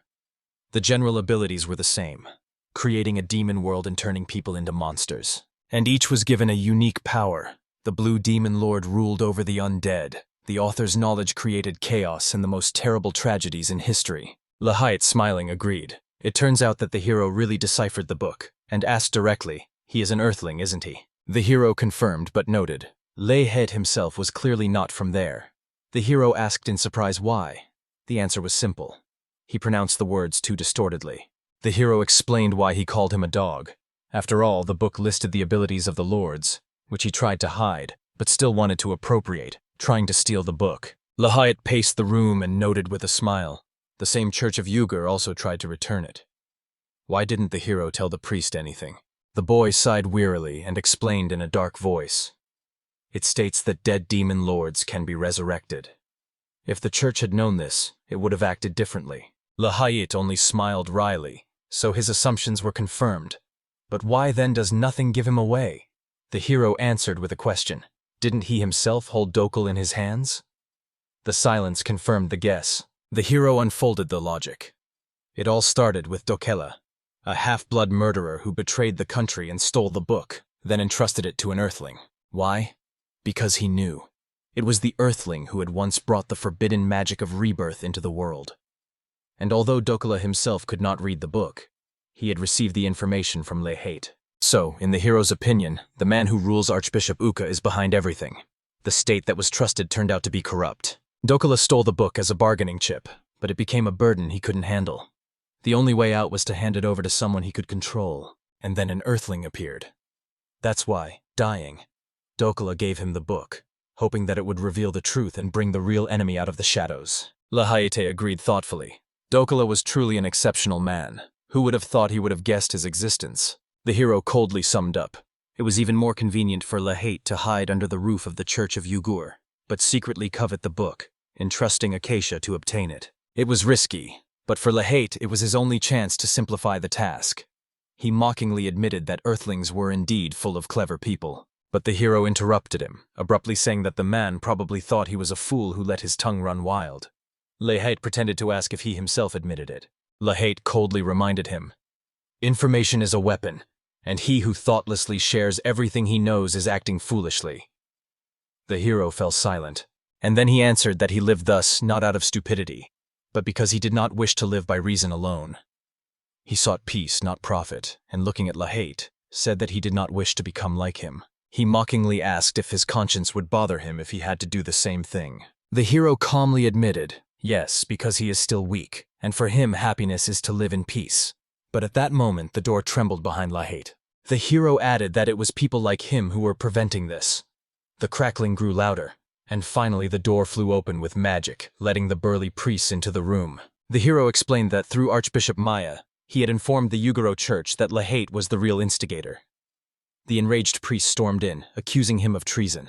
Archbishop Uka and Lahit met each other's gazes. One was blazing with anger, the other was coldly arrogant. He said that his hypnosis seemed to have worked. That attempt to subdue the will again failed. Uka angrily exclaimed that magic of this level no longer worked on him. Lahit grimaced. The old idiot had increased his defenses against his spells. Uka ordered the priest to surround the traitor and demanded his surrender, but he only smiled, casting a spell. 5 runes flared around the archbishop. Sharp spears burst from them, ready to tear Uka apart, but he managed to dodge. Lahit was already at the door, saying goodbye with a sneer, but Uka was not going to give in. The magic circle above his head pressed the traitor to the ground with gravity. Lahit laughed. So even this weakling is capable of creating so much pressure. The archbishop did not object. Yes, he was weaker than the others, but that did not change the fact that he was the archbishop. His gaze shone with determination. He held the spell, firmly declaring that it was over. But Lahit, raising his finger, again released the runes that destroyed the spell, and the sharp spears broke through the defense. He moved on. Uka barely managed to jump back. Lahit boldly noted that it was close, but suddenly staggered, smelling a strange smell. He began to lose his balance. Uka repeated coldly, "This is the end." Lahit clutched his head. It was sleepy smoke. He tried to create a barrier, but it was no use. "This is the end." The archbishop's voice boomed for the 3rd time, and the magic cube bound the traitor's body. At that moment, a small crystal fell from his robes. Picking it up, Lahit smiled again. He realized that it was this stone that was blocking his magic. He threw it away, acknowledging his own carelessness. Uka explained. He managed to create 2 barriers, moving the second one so as to trap Lahit along with the smoke. Lahit admitted that his powers were sealed in stone and his body was oppressed by fog. Accepting this, he drew his dagger. Uka sternly said that he would do nothing, but Lahit whispered that he would. He added, Until they get information from him, victory is still his. Uka was horrified, understanding his intention. With a creepy smile, Lahit raised the dagger to his throat, whispering that he had outdone everyone. And, uttering his farewell words, he slashed his own neck. The next moment he slits his own throat and looks triumphantly into the sphere through which he spoke to the hero. The body falls to the floor, and the hero on the other side realizes that victory has slipped away. Soon news arrives from Magis. Lahit committed suicide, realizing that escape was impossible. The body was sealed so that no one else could take it. The hero is surprised that Archbishop Uka has so oppressed Lahit that he has chosen death. Lakra says that it is not surprising, because he was her teacher. The hero concludes that it is thanks to such a mentor that she has become what she is. But the main thing is that they have accomplished a great deed. He is sure that Papa Yukaro will cope with the consequences. Marito revealed most of the book's secrets to Maya. The Pope heard and immediately went to Tease to personally apologize and take the book back, as befits a responsible person. The hero on the balcony says that the case is closed, but Marito objects. If the assumption is true, then the one who sent Lahit remains a demon or a human. The hero sighs. He understands this perfectly well, and adds that the king should discuss everything with the Pope himself, because the problem has become too delicate. Marito agrees. The king suggests that the hero tell the Pope everything, but the Pope stubbornly refuses, muttering that it is the monarch's job. He complains that the workload is already considerable. Marito, leaning on the railing, jokes that maybe then the hero himself will become king, but the boy is lost in his thoughts. There is no solution yet, and the main problem of the book is ahead. They haven't told the others about it yet. After talking to the Pope, everything could turn the history of the world upside down. The hero thinks it would be better to remain silent. He decides, let these days remain peaceful. He thanks Marito and says goodbye, but the king asks in surprise if he will come tomorrow. The hero wonders why, and Marito says to tell him more about his world. The boy scratches the back of his head, wondering if this is a cover for a book, but the king assures him that he is serious. The strategies remain. The contract will be extended. Peaceful days never came. He had to agree. Marito smiles contentedly next to him. The hero asks not to come up with crazy ideas, but the king only laughs and says, aren't they friends? The boy angrily shouts for him to get off him. Later, he goes to the temple and sees Maya next to Ulfa. The young she-wolf, a little dreamy, joyfully greets her master. She sits at the table and studies. The hero approaches, praises her devotion, and she proudly says, Ulfa is amazing, isn't she? Maya grabs the hero by the shoulder with an ironic smile, unlike someone who constantly tricks his majesty. The hero awkwardly apologizes. He wants to explain that he came to ask for forgiveness, but Maya interrupts. He even tried to deceive Ilas. Will he stop spoiling his daughter's friend? She sighs, then says that she gives him credit for the very fact that he came to apologize, and adds, he did have a good influence on Ilas. The hero doesn't understand. Maya explains. The girl has become stronger in spirit lately. She has stopped living only in her father's shadow, and she asks to make sure that she grows up properly. She finishes her tirade and goes to make tea. The hero frowns, sits down next to Ulfa, who is writing busily.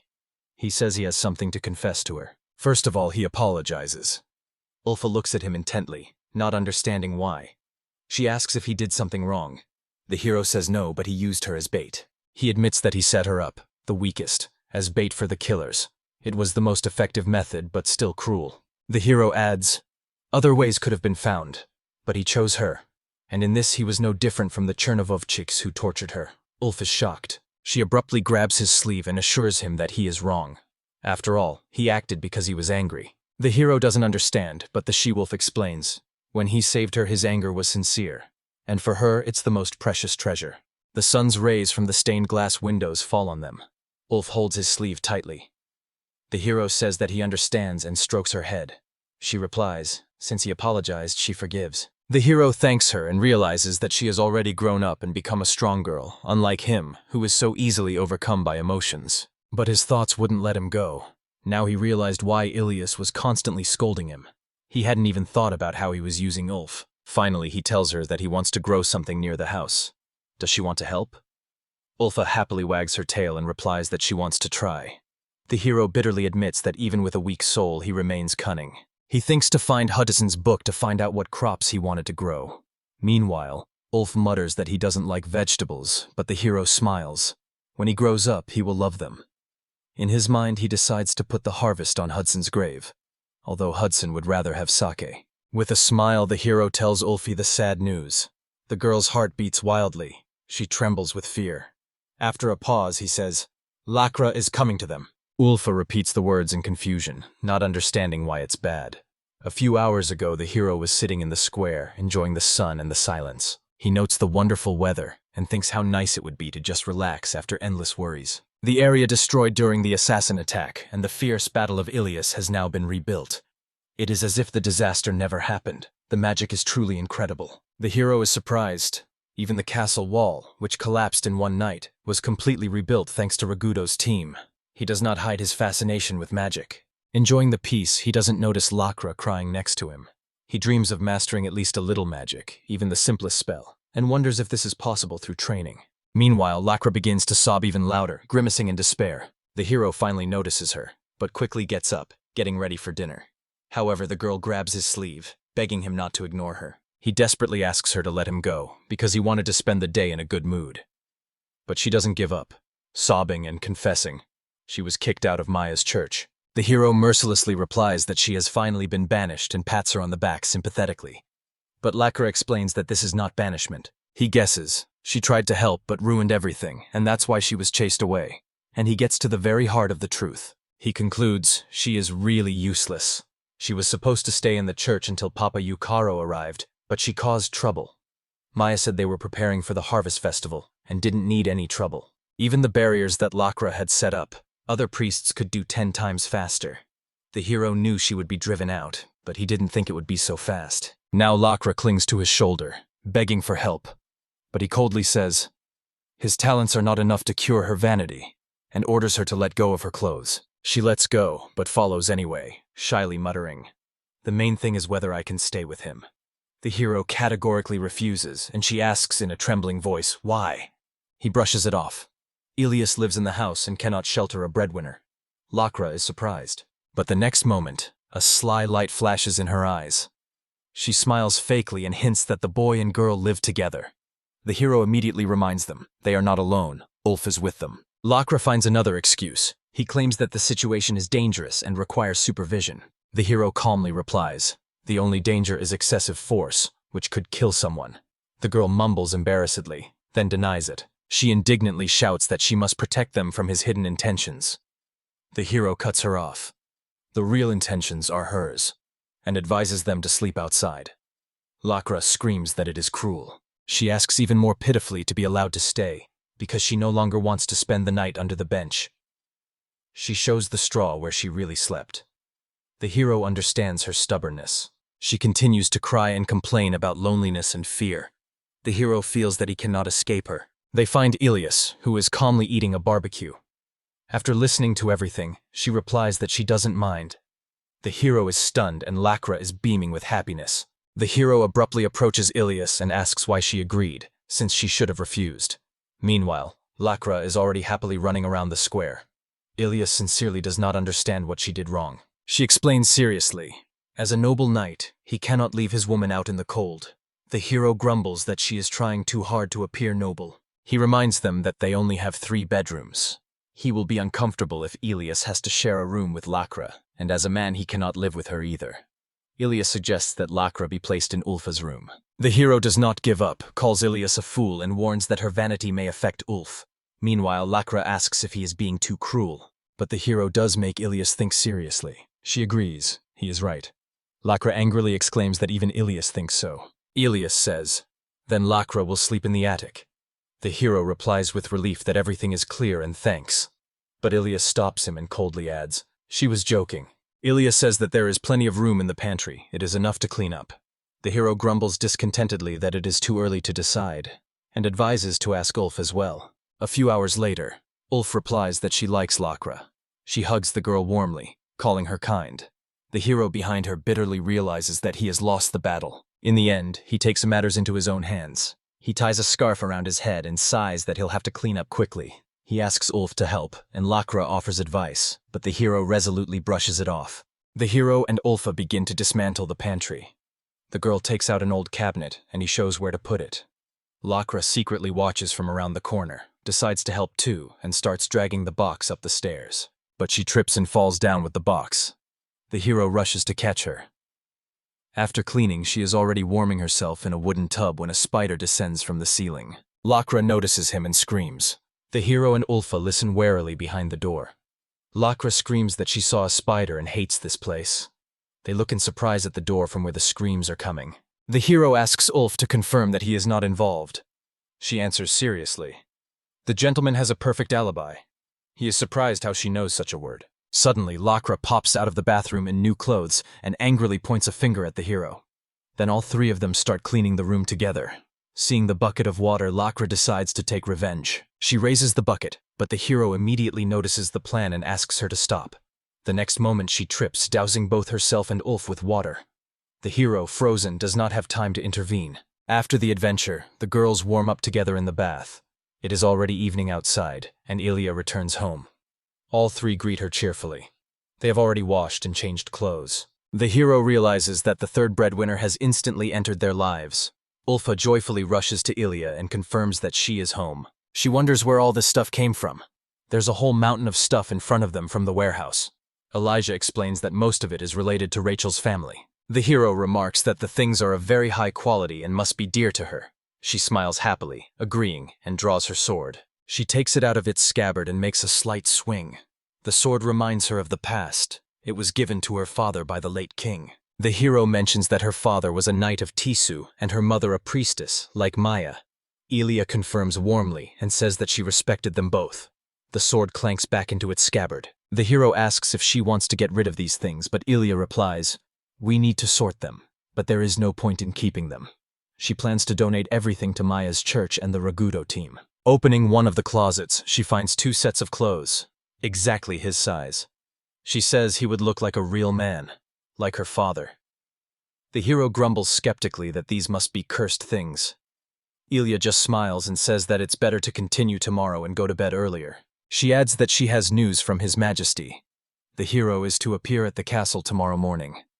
He wonders why the king needs him. At this time, Lakra complains that she is hungry. Ulfa runs to the kitchen, shouting that she will cook. Meanwhile, the hero gently taps Lakra on the head and orders her to help. Ilia goes up to the second floor and Lakra wipes the table. Ulfa lays out the food. The 4 of them sit down at the generous table. And so another homeless person settles in their house. After dinner, everyone goes to bed. Lakra falls asleep, hugging Ulfa. The next morning, the hero and Ilia walk through the castle corridors. In the office, Marito officially instructs Ilia to protect an important person. The girl is shocked. She can't believe that the choice fell on her. The hero indifferently notes that Pope Yukaro has not arrived yet.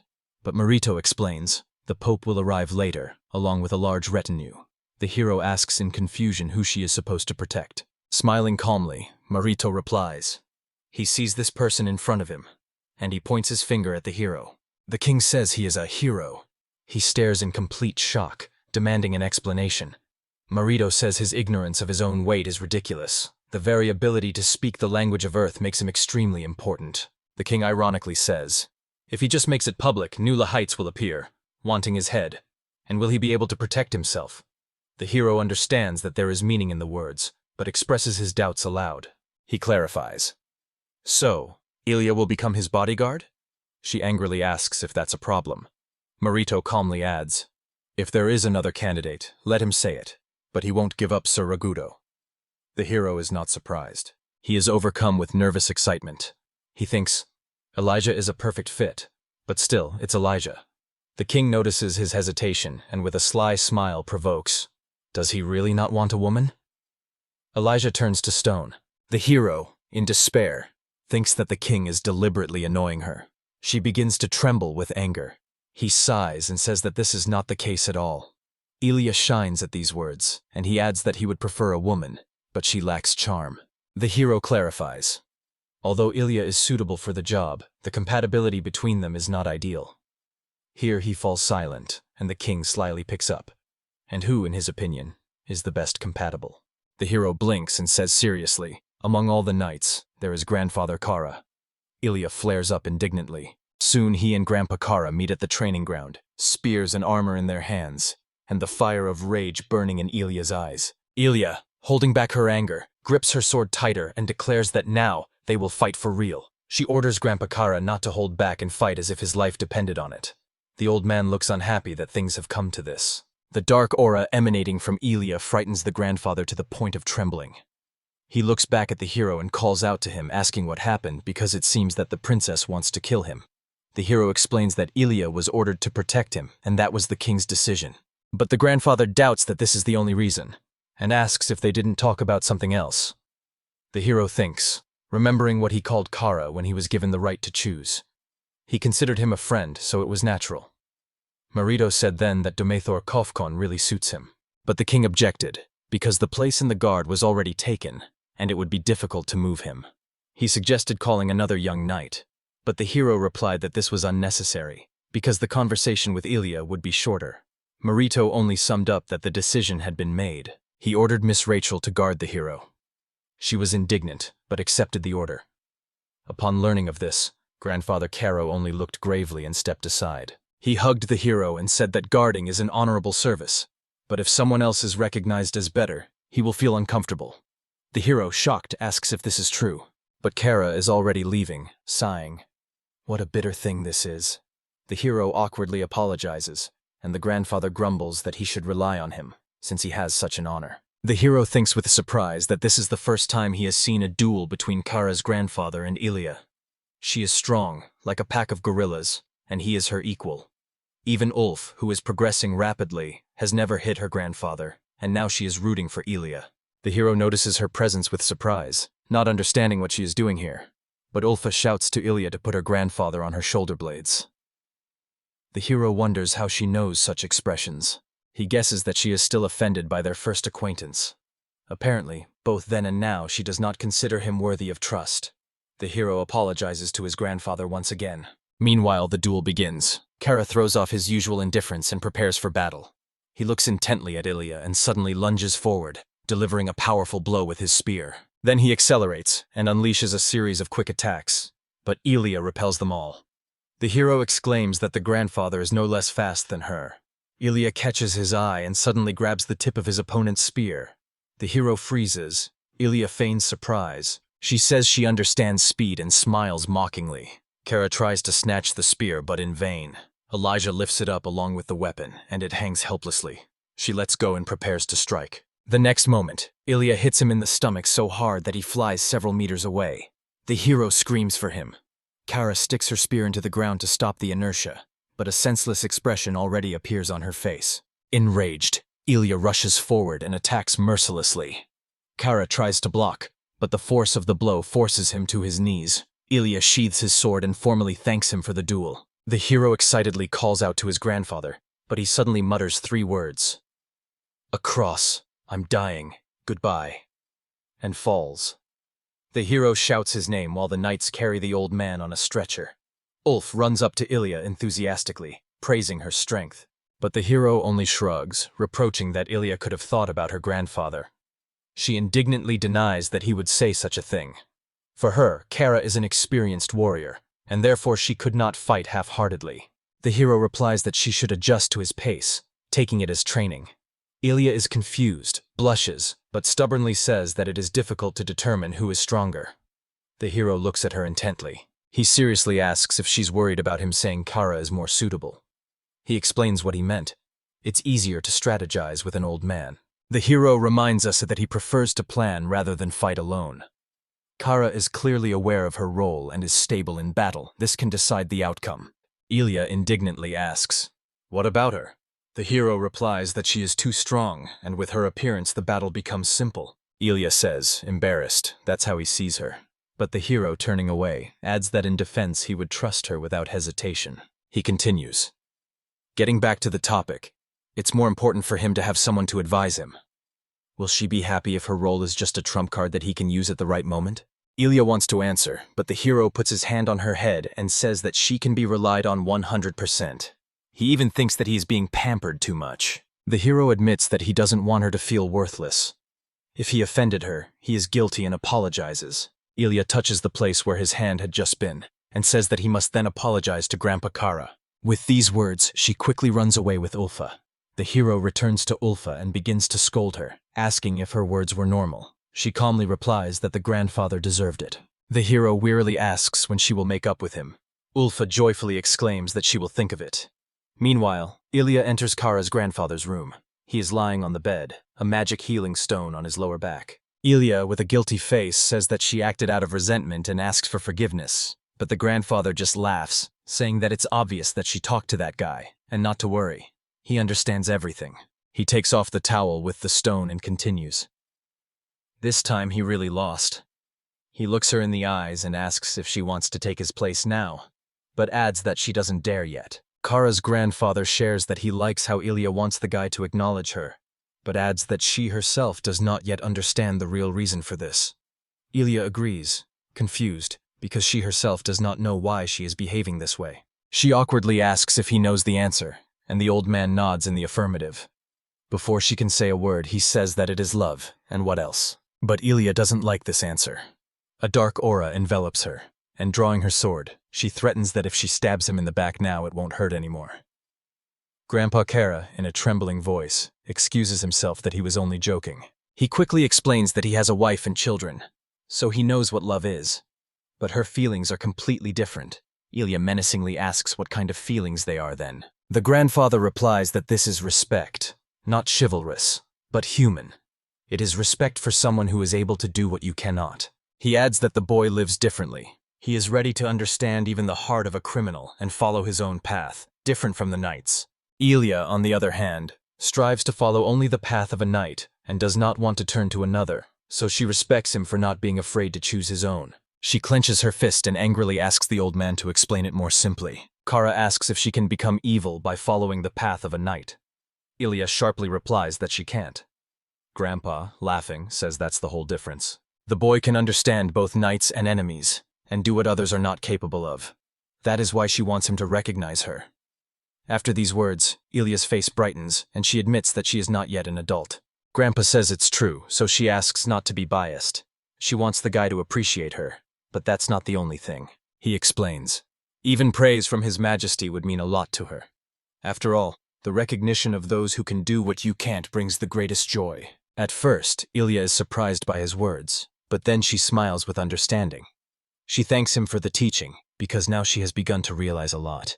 After that, she goes out and slams the door. The smile slowly disappears from the grandfather's face. Lying down again, he mutters reproaches to the boy who supported him on the battlefield, but almost drove him to the other world, because he doesn't know how to pretend well. Night falls on the city. Ilya talks about his grandfather's condition. The hero, swirling the liquid in the glass, replies that this is what should have been expected from Kara. Ilya admits that she is ashamed, but the hero says that he is more to blame. She adds that from tomorrow she will protect him, and he can rely on her. Ulf and Lakra are already sleeping peacefully as they talk. The hero is counting on Ilya. She is curious about the strange stick on the table, and the hero is glad that she asked. He solemnly explains that he found her in the forest and fixed her up. This is his second partner, because the first one went to get firewood. But Ilya is not inspired by his speech. She declares that she will break this stick with one blow, and advises him to take a normal weapon. The hero explains that he is not able to lift such a weight. He says that this stick will be enough for him, because it reminds him of the main thing. No matter how strong his allies are, he must fight in a way that does not betray himself. Ilya understands his intention and agrees, saying that there is no other way out then. She adds that if he needs anything, he should not be shy about speaking up. But the hero, getting up, says that one piece of clothing is enough for him. He explains that many things will only get in the way if he has to flee.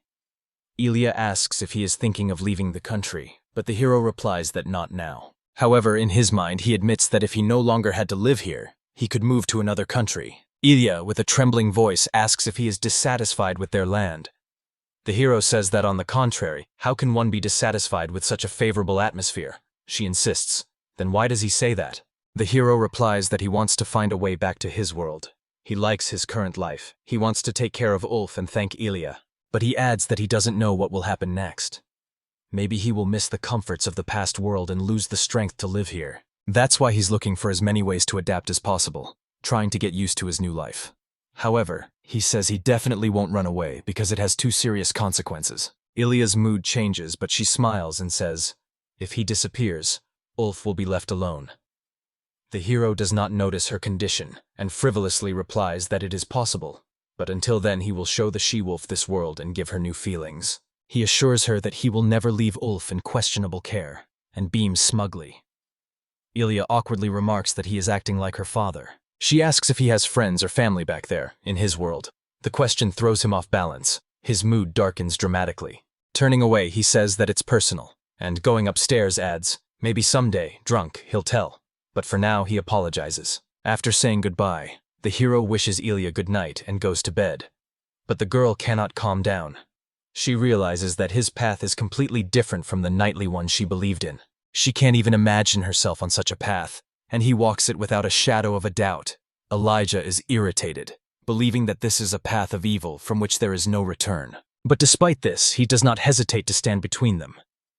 After the duel, Kara's grandfather reminded Ilya that the boy respects her, and she should not forget that. After all, she goes one way, and he goes another. This is something that the guy himself could never do. And in the end, if we talk about the respect of a knight, the hero respects Ilya even more than he respects his grandfather Kara. Ilya warms up at this thought. They are both drawn to each other because of something that each lacks. But is it right to think so? She doesn't know what path the hero will choose in the future. The next morning, Ilya, already in armor, bursts into his bedroom, loudly waking him up. The hero barely reacts, mumbling an apology, saying that the sun has just risen. They freeze for a moment, but suddenly the hero jumps up sharply, asking what she is doing here.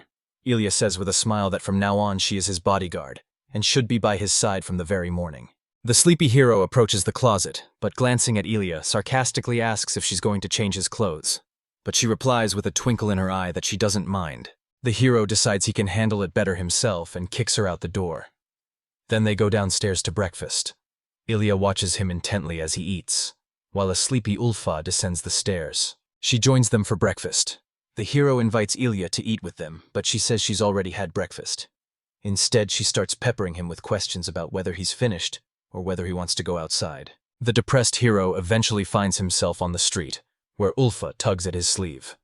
The three go for a walk, leaving Lakra at home.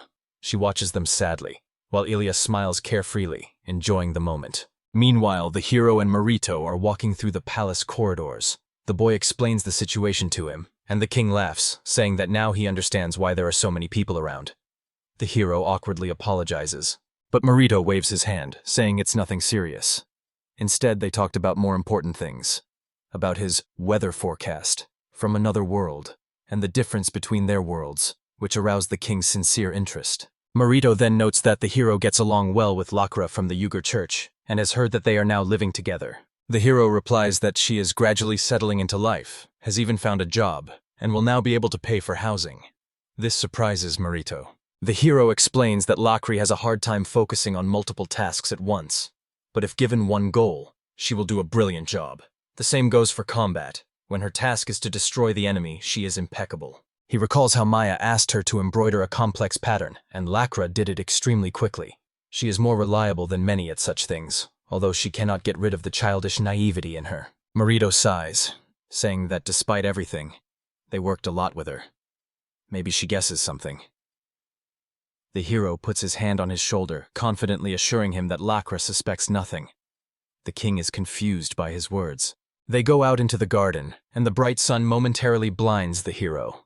He admires the cozy garden with its gazebo and fountain, noting its beauty. Marito proudly says that it is his pride. The hero remarks that the garden resembles Western examples from Earth, although he has not seen them often. The king is again surprised by how knowledgeable he is. He asks if there were no gardens in his country. The hero replies that in Japan, everything was built according to the principles of wabi-sabi. It's an aesthetic with deep symbolism. The beauty of flowers before they bloom, bonsai in pots. Marito wonders if they can be grown indoors. The hero says yes, and suggests that Mana could power these trees. He mentions the trees from Demon Slayer's Ridge, calling them extremely beautiful. Marito agrees. The king adds that, according to legend, their leaves and trunks shine as if they have absorbed the magic of water. He dreamily admits that it would be wonderful to see them at least once. The hero turns to Ilya, asking if she is bored. She replies that she is not. Marito asks if she sometimes admires flowers. Ilya says with delight that he likes the blades more. He can look at them forever. The hero and Marito just look at each other in surprise. Then the king suddenly asks the hero if he is thinking about marriage. The guy awkwardly replies that it is too sudden. Marito says that he needs it more himself. He is constantly being pushed to find the queen. The hero is surprised to realize that this is the queen level. He asks if the king has any brothers. The king replies that his father had 3 wives, but he is the only prince, and the rest are sisters. The hero notes that this is a plus. No struggle for the throne. Marito agrees, adding that the sisters are free to marry anyone or even become adventurers. The hero is surprised. The king admits that the whole country is worried about him, so he is looking for a bride for him. He confirms that he is, but still remains without a companion. Marito confesses to the hero that he has to meet girls at all the official dinners, but none of them appeal to him. Each time these receptions end in nothing, and this exhausts him. Then he invites the hero to go with him next time, promising that there will be beauties there that he has never seen before. Ilya, having heard this conversation, intervenes. She tells His Majesty that it is useless, because the hero loves older women. Marito asks in surprise. The hero awkwardly asks Ilya not to say such nonsense. But the girl explains the logic. He treats her like a partisan, Ulfa like a father, Lakra like a pig, so only Maya remains. The hero looks at her in confusion, saying that he always treats higher ranks with respect. He has a favorite type of girl, but they are definitely not older women. Ilya is sincerely surprised. He tries to explain. He behaves this way with Ulfa because she is in trouble, and he had to take care of her. Lakra is sweet, but stupid, so she doesn't count. Ilya tries to argue.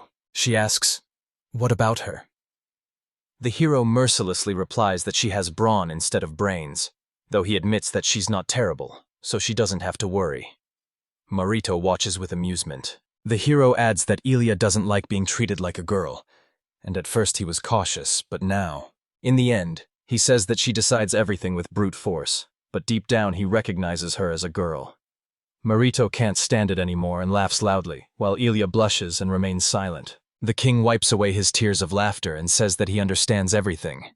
The hero sternly remarks that he knows Marito's true intentions. He wants to create a family for them so that they will stay with Tease forever. Marito doesn't even hide it. He stands up, recognizing that the hero is reading him like an open book. He himself has no point in holding him by force, but Marito is convinced that he is needed here. The king confidently declares, if he wants something, he will definitely achieve it. The hero looks at him coldly and replies that he is not going anywhere yet. Marito notices this for now, and says that if they don't figure out a way to keep him, one day he'll leave. But he'll be sad going on dates alone, so he asks the hero to join him at least once. But the hero refuses. The conditions for them are unequal. Marito thinks about it, and in the end they agree. If one invites the girl, the other must also bring someone. The king sighs, admitting that he will not be able to outnumber the hero, but he can find a worthy girl for him. It will be a competition to see who can present the best. Elijah grumbles that they are like children. Having established the rules, they agree not to add any new ones.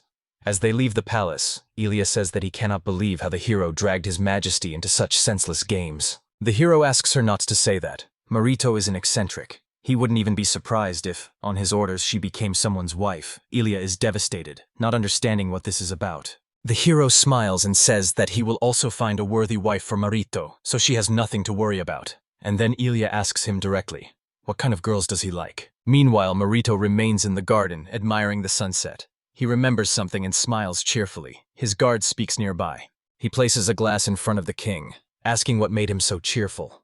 Marito replies that sometimes a person makes a conversation more interesting simply by his presence. The king takes a glass and says that the hero is really interesting. If he were a prince and not a king, they would spend more time together in various intrigues. Looking into the wine's reflection, Marito admits that its unpredictability is unsettling, but at the same time he eagerly awaits its next steps. The guard replies that he understands everything. Although the hero is weaker than many, his actions bring greater results than the efforts of an entire army. A chill runs through him at this thought. Marito is surprised because he has never heard his guard show interest in anyone, no matter how strong they are. The guard explains that everyone in this country is weak to him, but the hero is different.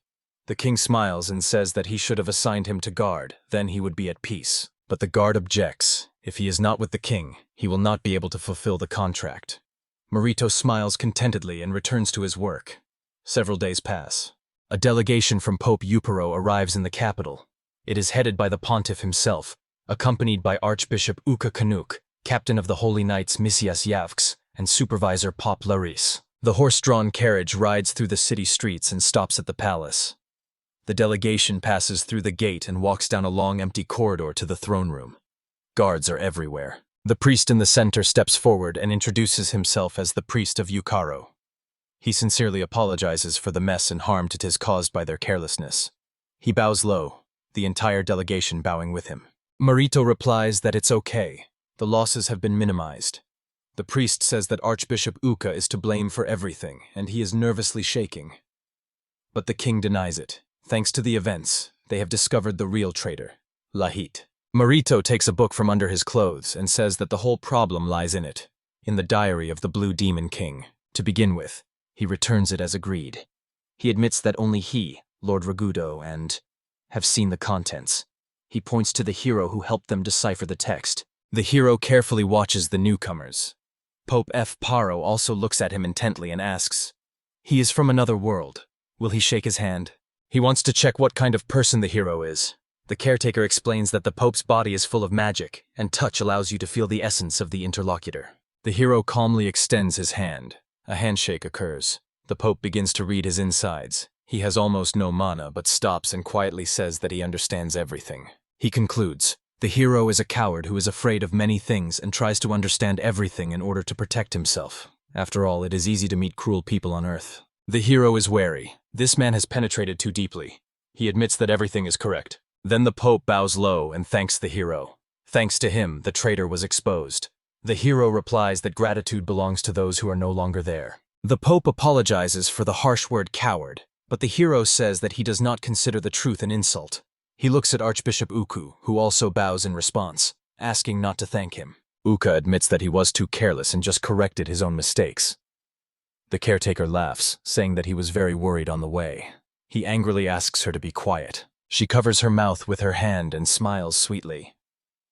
The hero is alarmed by her behavior. He approaches and asks if they have met before. She replies that she has not. The hero grimly decides to check. The Pope reminds him that he promised to tell him something personally. The hero agrees, but first wants to check. The Pope agrees, asking if the hero has a similar ability. The hero says yes, and invites everyone to join in. Marito smiles, anticipating the spectacle. The hero says that this is a way to test their self-confidence. First, Papa Yuparo. He asks them to repeat the phrase, "I am Papa Yuparo." He calmly repeats. The hero nods and moves on to Archbishop Uka. He is confused, but agrees. He stutters at first, but repeats. Then again, more confidently. He asks in surprise why this check is needed. The hero explains that Uka's reaction is different when he tells the truth and when he lies. The Archbishop agrees. Now it's Captain Yox's turn. He repeats the first few phrases, getting his name wrong, but on the third one, "I am a captain of the Order of Holy Knights," he says confidently. The hero praises him. Then he turns to the caretaker, Laris. She calmly repeats the first two phrases and then the third. The hero becomes serious. He utters the fourth phrase, "I am Lahit." Everyone in the hall tenses, preparing for battle. Laris is silent. The atmosphere is getting tense. A dark aura gathers around Laris. A familiar sinister smile appears on her lips. The hero asks why she doesn't repeat. She replies, of course she can't. After all, Papa and Uka are able to sense where the truth is and where the lie is. There's no point in hiding anymore. She smiles cheekily and asks when the hero noticed. He says he wasn't sure, but it never occurred to him that Lahit would voluntarily take his own life. Such a man would never give up on finding the truth of the book. The hero explains. Lahit knew part of the meaning, but not all, so he wouldn't die until he learned the rest. He adds that from that day on, he became more cautious with every new acquaintance. Lahit, in the form of a woman, cannot believe that he was exposed over such a trifle and demands an explanation. The hero says he is good at reading relationships between people. While Marito was talking to the Pope, he carefully observed the distance between everyone present. Only she felt out of place. Lahit shudders and asks again. The hero continues. He saw Lahit smiling, teasing Archbishop Uku. This betrayed his true nature. The conclusion is obvious. This smile did not belong to Laris, but to Lahit. And now the mask has finally been torn off. However, the distance that Pope F. Paro kept was neither warm nor cold. Too reserved. The hero watched carefully. His subordinate should have behaved differently, but this was not the case. The hero notes, someone else would think he likes a cute girl, but for a black guy like Lahit, this is impossible. Lahit understands the hero's words. He lacked caution. Because the desire to see the hero with his own eyes made him make a mistake. The hero decides to finish the explanation by reminding him of how he asked, "Have they met before?" The man replied that he was seeing him for the first time. But only someone who is trying hard to deceive gives such an answer. Therefore, the hero decided to test him. He knows these techniques because he himself used them in conversations with Maya and Lakra. He even felt a sense of déjà vu. Lahit smiles contentedly, having heard the hero's train of thought, and says that this is exactly what he expected from an earthling. Archbishop Uka bursts into a scream, asking what he did with Laris. But Lahit calmly replies, "Can't you see? The body undoubtedly belongs to her." Lahit explains, the day he cut his throat, he merely separated the soul from the body with the help of magic, allowing it to leave its shell. This ritual requires careful preparation and is extremely difficult to repeat. However, Lahit warns that he already has a new body ready, so there is no point in harming the current shell. The hero admits that this magic is really useful for Lahit. He is not afraid of death, but it takes a lot of strength of spirit to give up his own body so easily. Father Ev Paro sternly says, "The transmigration of souls is forbidden. He has crossed the line." Lahit only smiles ironically and adds that he would like to talk more. But there is no point in it anymore. Then he turns to the hero, saying he was glad to meet him in person. Their eyes lock in dangerous tension. Lahit makes a graceful bow, says he is leaving, and adds, "They will meet again." Suddenly, blood pours from Laris's mouth. Her body falls helplessly to the carpet, and Archbishop Uka rushes to her, calling her name. He opens her mouth and sees. Magic crystal blades were hidden inside. Help is needed immediately. Confusion begins around. Everyone is rushing around, trying to save the girl.